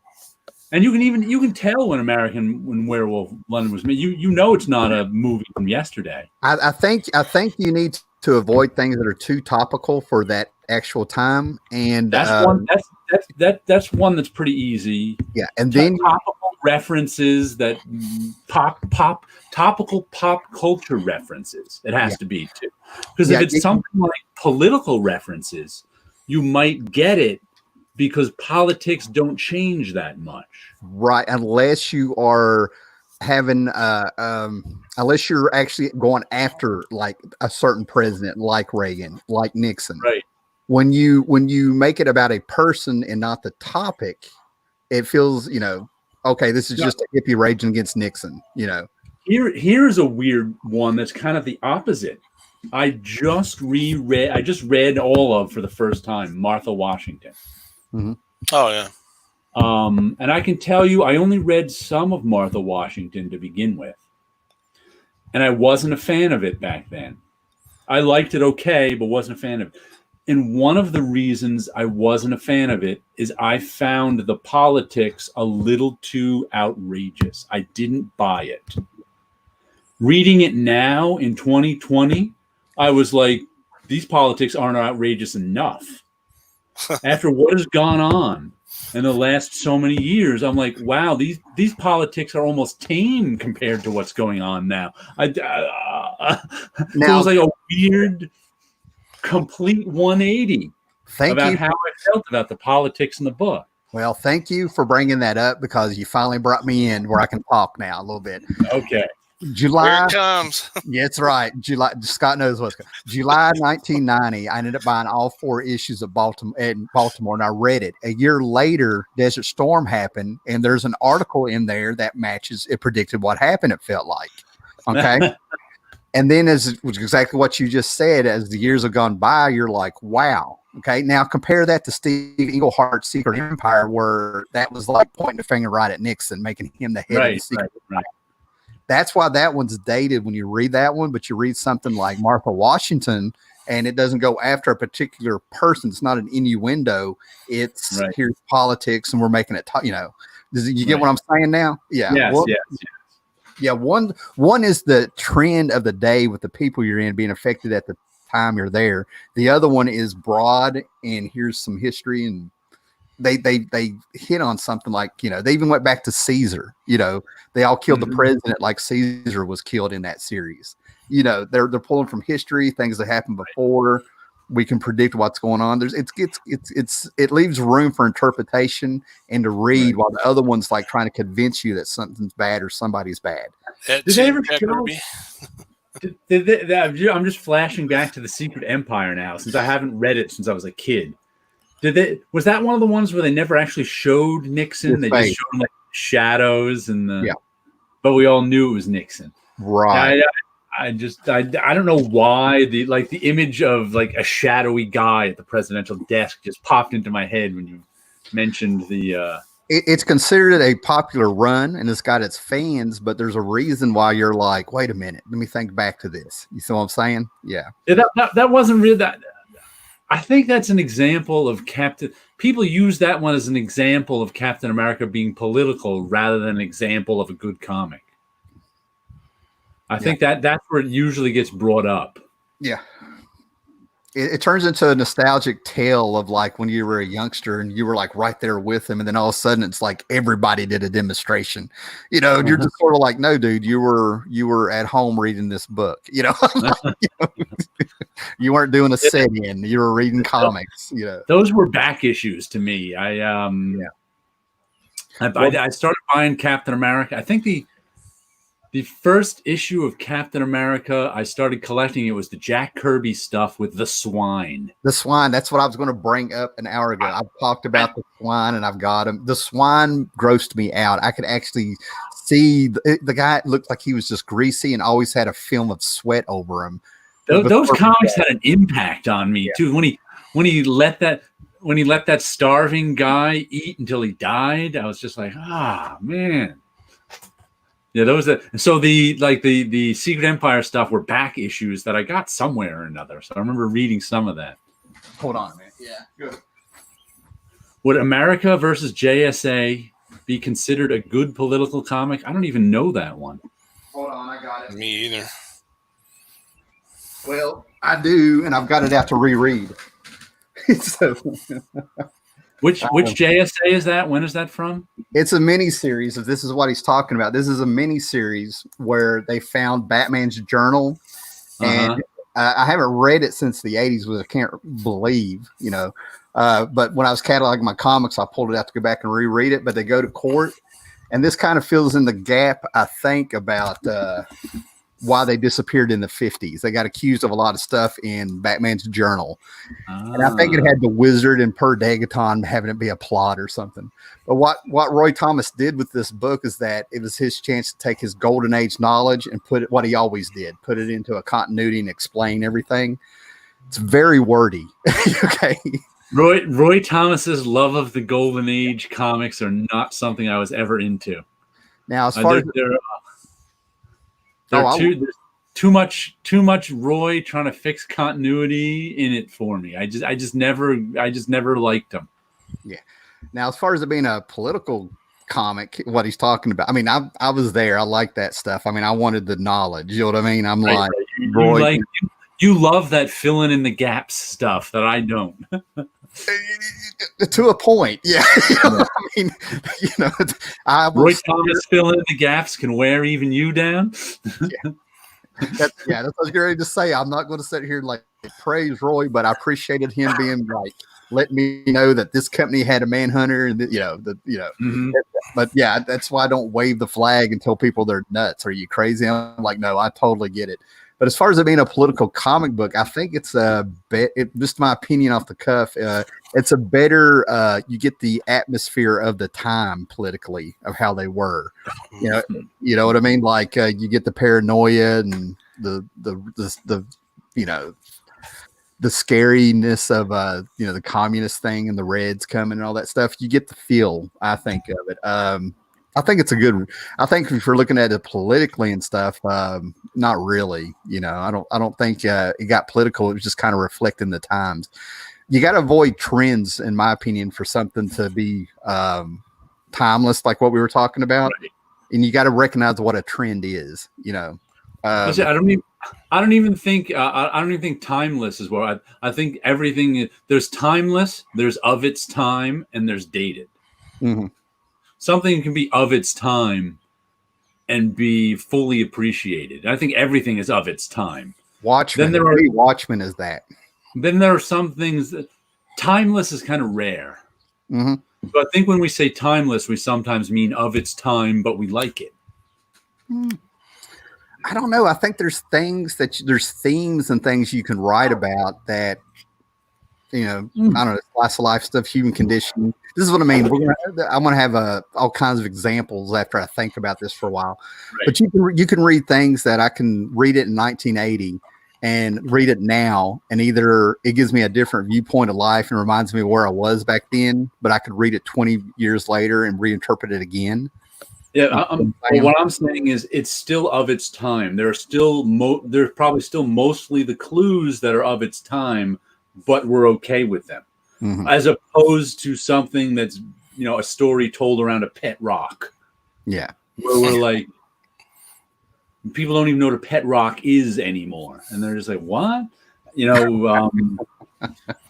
So like I said, that's when you build a story around a trend, I think it becomes dated. Yeah. Hey man, is that Pet Rock? Turn it over, man. I still got the box that came in, says Pet Rock. Oh my God. I remember hearing about those on the news, but I don't think I don't think I ever remember actually seeing one in a store. Talk about dated. Yeah, Pet Rock is extremely dated. There you go. That's dated. Yeah. Oh man. Now the Sandman stuff. I don't know. The Neil Gaiman Sandman stuff. I feel like there's a lot of stories in there that are good, but it actually feels like the 90s, like I'm revisiting an old friend. I go back and forth on that one. A great run, but it actually where he aged. It really feels like I'm revisiting the 90s. When I read Strangers in Paradise, there's been a couple times I had to set it down, and I'm like, "Am I watching Friends? What year is this?" So I don't know. Cerebus, I kind of think is timeless, but it talks about it has nothing. It's a fantasy world, so yeah, exactly. That's kind of what I was getting at. It's set in a different time period. It's got its own little world building. It's got its own rules. So when you read it, you don't really feel like you're in a certain era unless you read it during that era. And his pop culture figures he takes from everywhere. He's got Groucho Marx, Woody Allen. Yeah. So that I think he gets a pass. Yeah. And didn't he have old poets in there too? Yeah. So he had everybody, Three Stooges, Groucho Marx, Elric, just everybody in there. Elric talking like Foghorn Leghorn, All starting off from a semi-Conan parody. Yes. Yeah. Speaking of, you're talking about Roy Thomas earlier. It tells you my mindset. Most people think Roy Thomas, they think Golden Age and whatnot. My first thought of Roy Thomas is Conan. Yeah. That's my favorite stuff of his. So. Yeah. Yeah. I'm one of those people that thinks the Bronze Age actually started with Conan #1. I think that's when it started. There are people who say that, but the problem with the ages is the Golden Age and the Silver Age really only refer to superheroes, right? And the decline of superheroes between the ages. And there hasn't been a decline of superheroes. See, I kind of like those ages, because when you talk with comic book people and you bring up an era like that, you can have a conversation about comics that came out. It's sort of a reference that people get, and you can stay on subject or know what you're talking about. The problem is the ages stopped after the Bronze Age. You don't know how many people I've heard call Spider-Man 300 a modern book. Really? Yeah. All the time it happens. Oh, for a modern book, I'm like, really? You think Spider-Man 300 is a modern book? There's more time between now and Spider-Man 300 than Spider-Man 300 and Spider-Man 1. If the internet, how old Spider-Man 300 is now. If the internet and YouTube have taught me anything over the past 10 years, that is now a red flag. You don't need to carry on this conversation. Just let them talk, and then try to forget you had that conversation. They've usually, those people like that want to jump on here and this kind of, I don't know, they're trying to act like they've just done a lot of quick studying and a lot of YouTube videos, and they're trying to it's not even that. It has to do with it's mostly sellers, people selling books, saying we can't, I almost always hear from sellers saying, we can't sell modern books from 1991. And I'm like, really? Oh God, I know what you're talking about. Yes. Okay. That's what when they say we can't sell modern books, that's what they mean. Books from 1992. And you're like, you think that's modern? No, they can sell those books. They just want books from 1970 back so they can make more money. That's what they're doing. It's a lie. Yeah. It's a lie. Well, they're selling to collectors and not readers. Yeah, they really can't sell a lot of you're not going to sell a Jim Lee X-Men #1 nearly as easily and for as much money as the original X-Men #1. Well, see, to me, I wish they were just honest. We only sell from 1979 back. Just say that. They'll sit there. Some of them do. Some of them do. Yeah. And you know what they do? They say, we don't sell modern books. And you're like, really? Book from 1992 is modern? It's funny. I remember there was one year at Heroes Con where they had a different dealer there. And I can't remember what they branded themselves as. They had like a company name. But that's all they specialized in was modern independent books. Yeah. And I'm like, where have you guys been for the past 20 years? Not selling many comics. No. Oh, man. Starman and Guy Gardner. Starman's really good. Mm-hmm. Yeah, I don't read much superhero stuff anymore, but I would recommend Starman to anybody. It's really good. Starman's solid, but it wasn't my favorite. It was not one of my favorites, but I enjoyed it. Mm-hmm. Same thing for me with Sandman. Starman's a solid B for me. Yeah, I go back and forth with that, and Commandy is my two favorite series. Starman is real interesting as far as what he's talking about, a timeless series. If it was on a deserted island, it has a beginning, middle, and end in characterization. It's got a lot of literary tools that James Robinson did to make that a complete story is what he did. Starman felt very 90s to me when I read it. Mm-hmm. Not in terms of 90s comics, but in terms of a guy living in the 1990s. Yeah, when you actually get into the character of Jack, he's very retro to begin with. When he goes on dates, he dresses like in the 50s. He liked Hawaiian ties or Hawaiian shirts, and he liked painted ties.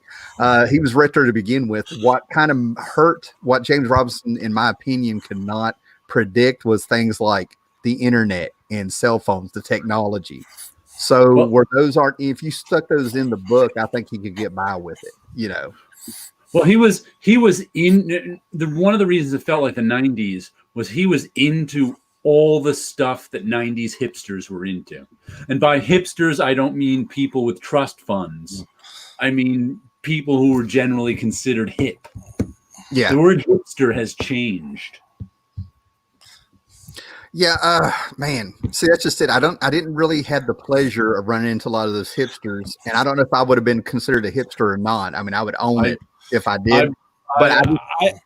I had to remind my friends and I who were working at Marvel Comics that we were the hipsters in a way because we were mostly all creatives, all artists who were into all sorts of strange cultural stuff, and we'd go.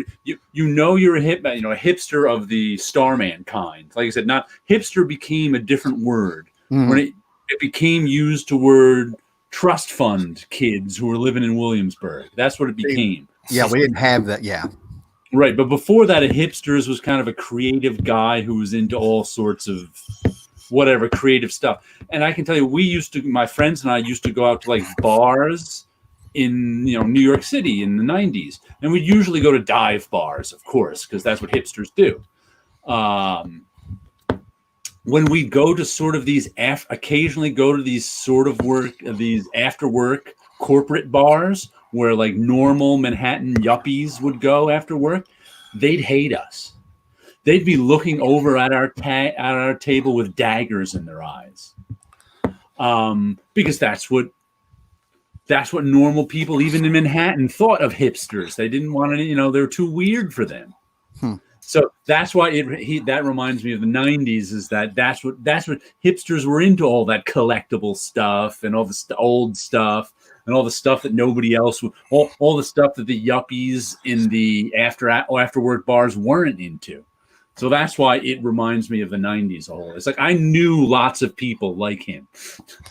I just had my $1 million idea. We need to come up with a board game called Hungry Hungry Hipsters. I can honestly say that the stuff I was into in the 90s and stuff was the same thing I was into when I was 5 and 6. Right. I'd get made That's fun what of. hipsters do. Most people aren't into the same stuff they were into when they were 5 or 6. It's hipsters that are.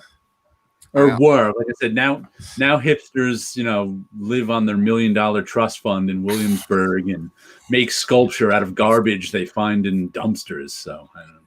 This is it's a whole different word. That's why they get counseling and trying to find their self-worth. I could really go deep into this. I know, now I know what you're talking about. Yeah, there's no self-worth, and they don't know if they've earned what they have because it's just handed to them. Right.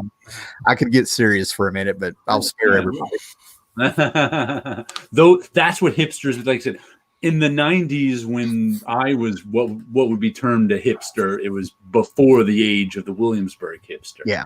This is why you'll have a random millionaire or football player join the military so they can feel like they earned something or are a part of something.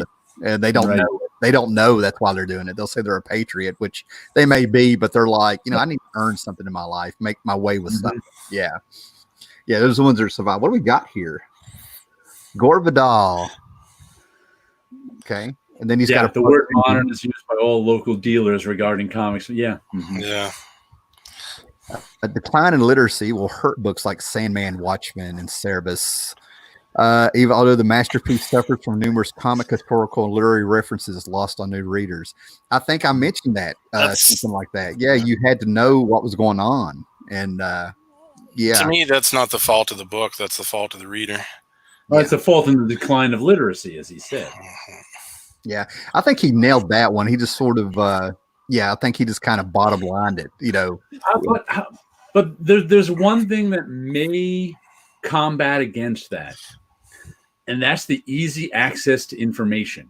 Because I know a lot of young people nowadays who look up stuff. They can look up stuff so quickly that they love to look up in Wikipedia stuff. They can find where there might be some reference to, I don't know, Lord Byron in Cerebus when we were reading it, where we might not get the reference, and then we'd have to say, I wonder if we got curious, we'd have to go find a book and look up who Lord Byron was. Kids today, and I've seen them do this. They'll look something, and I find it crazy sometimes where it's like they'll read a Wolverine comic and then read the entire Wolverine wiki on his entire history. And so not everyone will do that, of course, but that's an advantage they have in that if they don't get a reference, they can look it up in an instant. That's a good thing. Yeah, and I'm glad you're seeing kids actually do that because I've said it. When I worked in schools and stuff, I just could not understand having this technology right there in front of you that we didn't have. This is maybe I sound like an old man to them, but I mean now what I see are you got all this information you can just Google search, but you're looking at TikTok videos on Tiger King or something. I'm like, okay. There was this one girl I was talking to. I think she was like 19. Last year, and she was talking to me about because I'm a comic book guy. She was talking to me about comic books, and she was talking about Wolverine and this and that and what's there was I forget what was in the news at the time about Marvel or DC. Some story was in the news, so I was talking to her about it, and she was like, "Oh, go."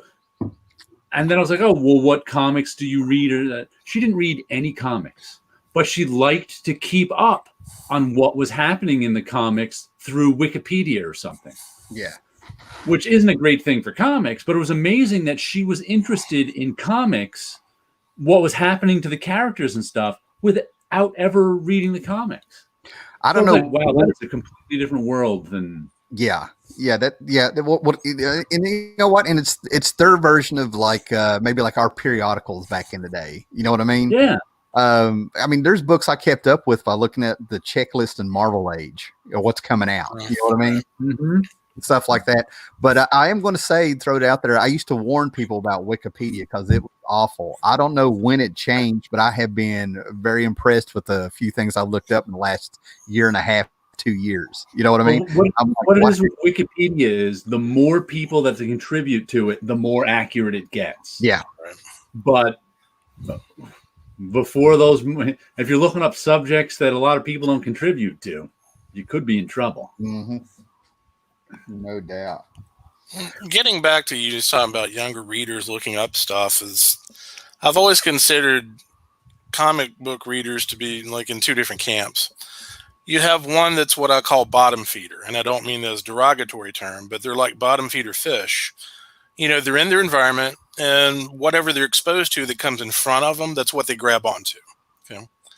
And then there are other people, I guess, like myself, which I call seekers, which once they get interested in something, they'll seek out everything on that. They actively search for things, and that's the way I am. I don't know if bottom feeder is the right word. I'm trying to think of what I would. I always casual reader. It's not even casual. We need a word for. I always described. It's like they rarely are aware of things that just don't come into their worldview. Well, what it is too is I'll describe it this way with music. Because it makes more sense to me. When I've had this discussion about music before, where it's easy to be a music fan when you're a teenager, because music seeks you out. They're all marketing to you. As you get older, it is tougher to be a music fan, because you have to seek music out. No one markets music to you when you're 45.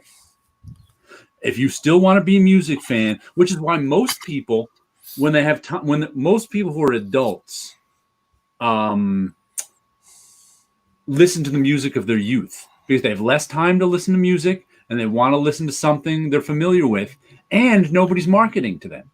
So if you're a 45-year-old music fan, that means you have to go out and look. You have to actively look for new music. And I think that's what you're talking about with comics. Right. It's the people there's the kind of comics fan who read what's marketed to them. And they don't, which is easy because you don't have to put any effort in. It's easy to be a Spider-Man fan because Spider-Man will find you.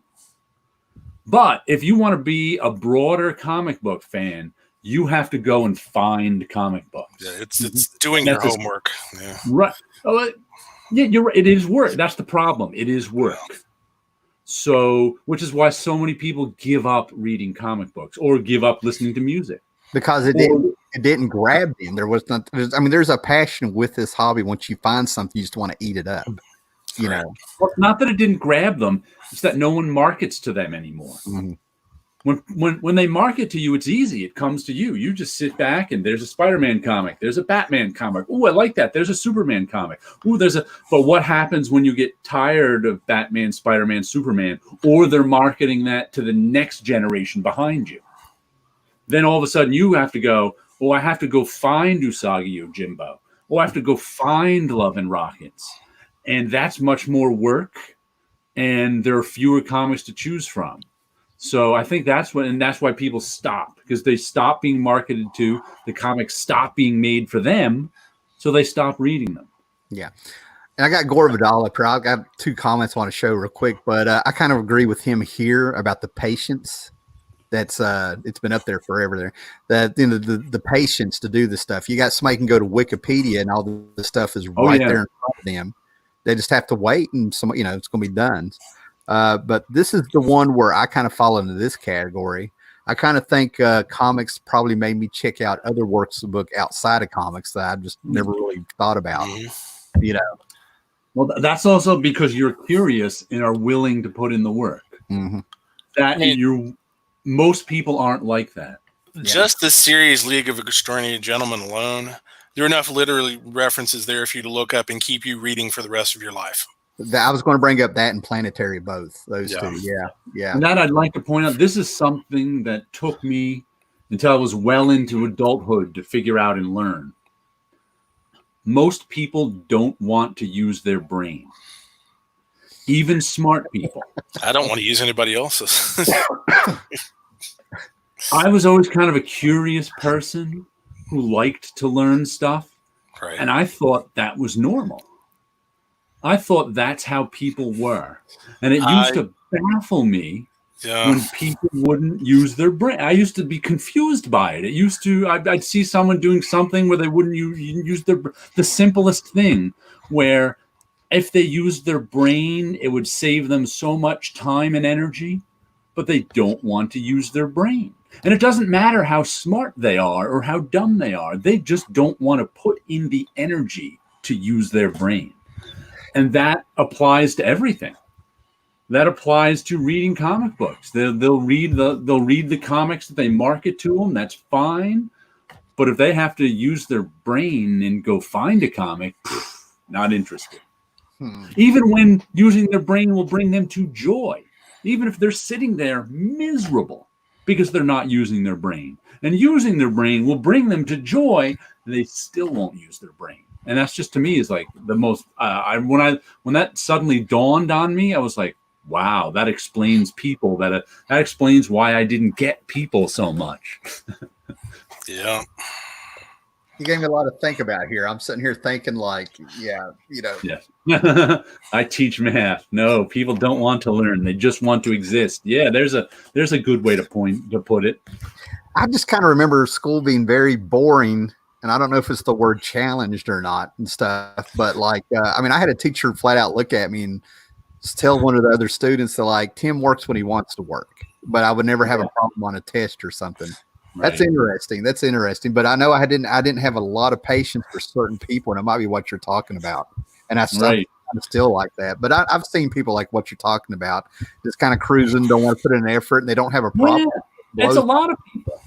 Yeah. It's a lot of people, too. It's not just a couple people. It's a lot of people. Yeah.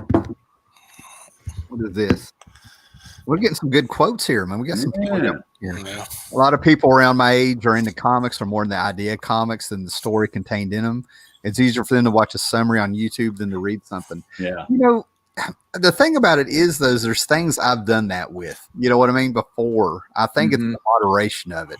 I think it's a good tool. Do I want to pick up this book? Or if I read something like that on Wikipedia and somebody mentioned the storyline and caught my eye, I want to go get that storyline. Well, this sounds interesting. Does that make sense? Right. Yeah. And I occasionally even like watching, oh God, who is he? His name just flew right out of my head. We all know him. He does a lot of the videos now about the history of a G.I. Joe character, or the history of this character or that character. Oh God, we all know him. He's been on here. Let me look at my YouTube for a second. I don't know why his name just flew out of my head. What's that? Wait a minute. What trope? Is it comic trope or something? No, not comic trope. He's someone who's in our YouTube circle. Even he makes all these. Let me look. I just have to know it now because while he's looking for that, he goes, Gore Vidal has, I agree with Matthew Rasco. Comics made it possible to better appreciate different kinds of stories and films, music, novels where nothing appeared strange to me and enchanting. I'm going to give like my part of that Roy Thomas credit for that. He pulled in Moby Dick. I think he was the one that pulled in Moby Dick on the Hulk. He brought in the Conan novelization. He's done Elric books. He's done all kinds of, he did an Island of Dr. Moreau with the classic illustrated and stuff. I think Roy Thomas is the guy that probably introduced me into more books outside of comics than anybody I can think of right now. Did you JLS Comics, by the way? JLS Comics. Okay. We all know him. Like I said, if you heard his voice, I think he's been on off airs with us years ago, even. Yeah. He does a lot of videos about the history of this character, and like 10, 15 minutes. A lot of the stuff is G.I. Joe, which I am not a G.I. Joe fan, but I still like watching his video or listening to his videos.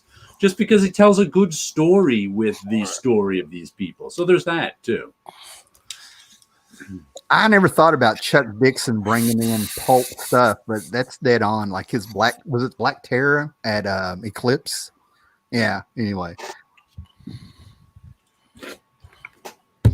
Man, that's interesting. Man. We really went some places today. It's funny. It's funny you brought up Eclipse. About a month ago, I found a guy that was doing a blog where he went back and reread every Eclipse title that was ever done. It was interesting. He's on my home screen. I found that too. Yeah. There's a lot of Eclipse comics that came out at the end of their existence that I didn't even know happened. Right. Because I bought a lot, being an indie guy, I bought a lot of Eclipse comics in the 80s. But by the late 80s, they were putting out stuff. Occasionally someone will post an Eclipse comic from the late 80s, and I'm like, I've never even seen that before. Right. I do want to throw this at people. See, this is the right one.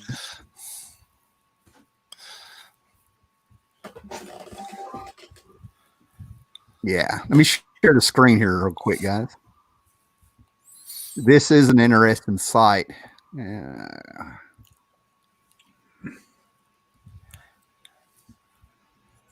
Is it showing up? Total Eclipse. Uh-huh. Yeah, totaleclipse.blog. Yeah, I haven't gotten on this. That's the one I was talking about. Yeah.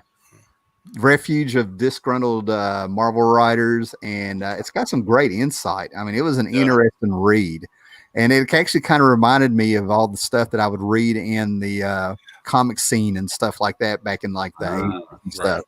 I mean, yeah, and then here he breaks down the books here. You can just click on them. And I mean, I was like Jared, there's a lot of stuff I was like, I never heard of that. Are you kidding me? I mean, I've got a lot of this stuff right in here, you know. But, yeah, I bought a lot of Eclipse comics. Yeah. But still, there's stuff I've just never heard of. It was interesting for me to go through that because just like, you mentioned, I'm familiar with a lot of this, but then there's a lot of things here that was like, wow, this is brand new to me too. Well, I think the two big books that when I did hear about Eclipse back in the day, because you couldn't get these out there, I think it was Rocketeer and Miracle Man were the books that I went straight to thinking about it. You know? So there you go.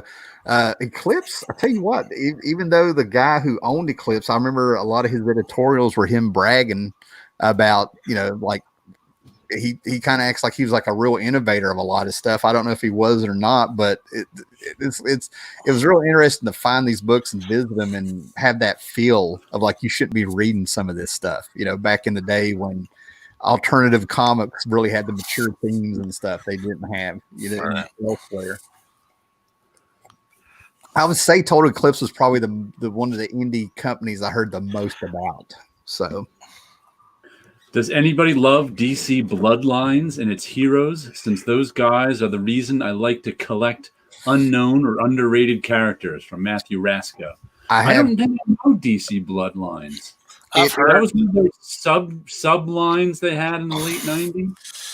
And throughout the annuals, you had an alien invasion, and the whole purpose of it was each annual for that summer, I think, they were introducing a new character for DC. Ah, okay. There's only two of them that one got sort of popular, and his name's right on the tip of my tongue, but the one that really came out of there was Hitman by Garth Ennis and the Demon. Okay.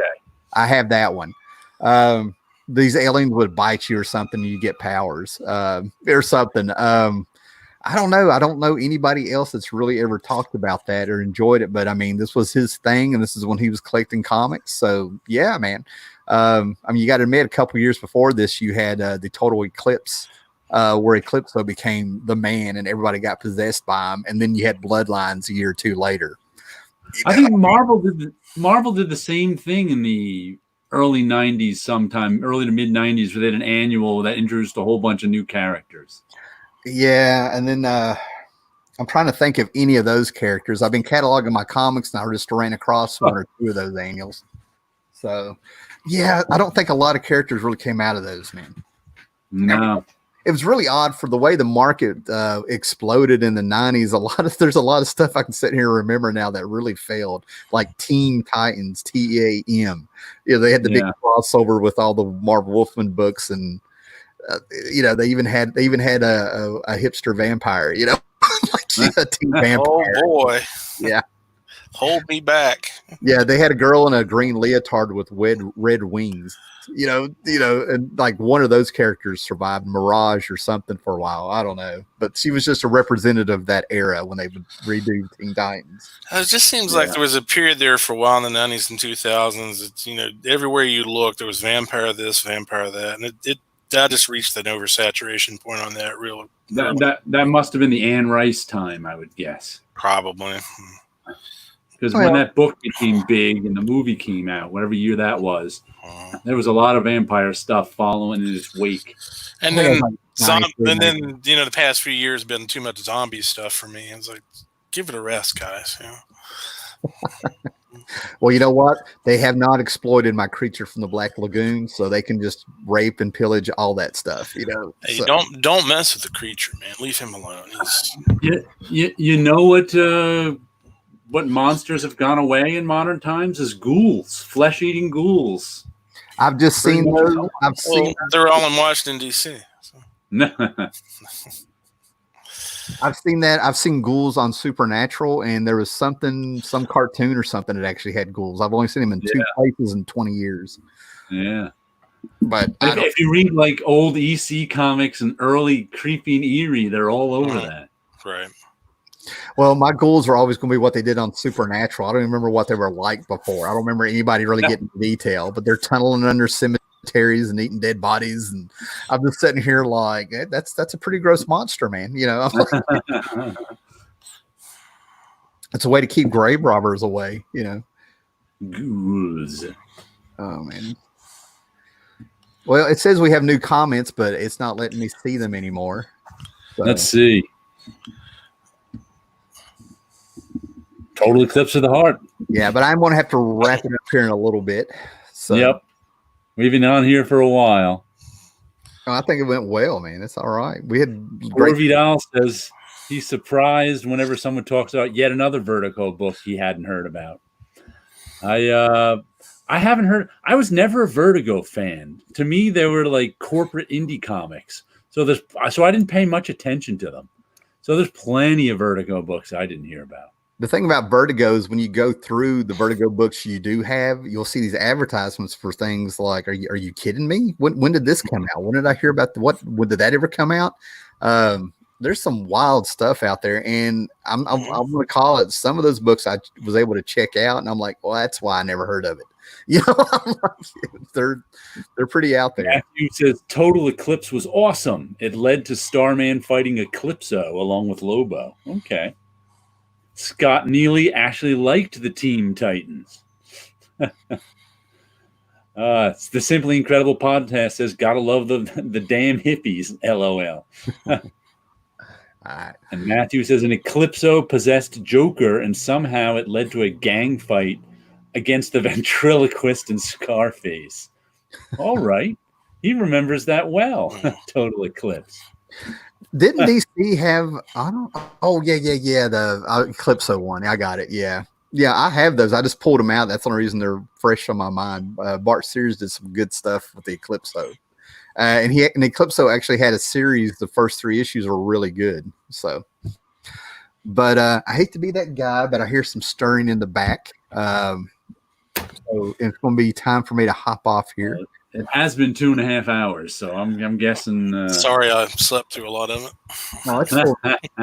But as always, I'm on my second water bottle. As always, thanks for it popped in here. It was a lot of fun. Comments, it was fun, and you guys be excellent to each other. Everybody want to say bye? So.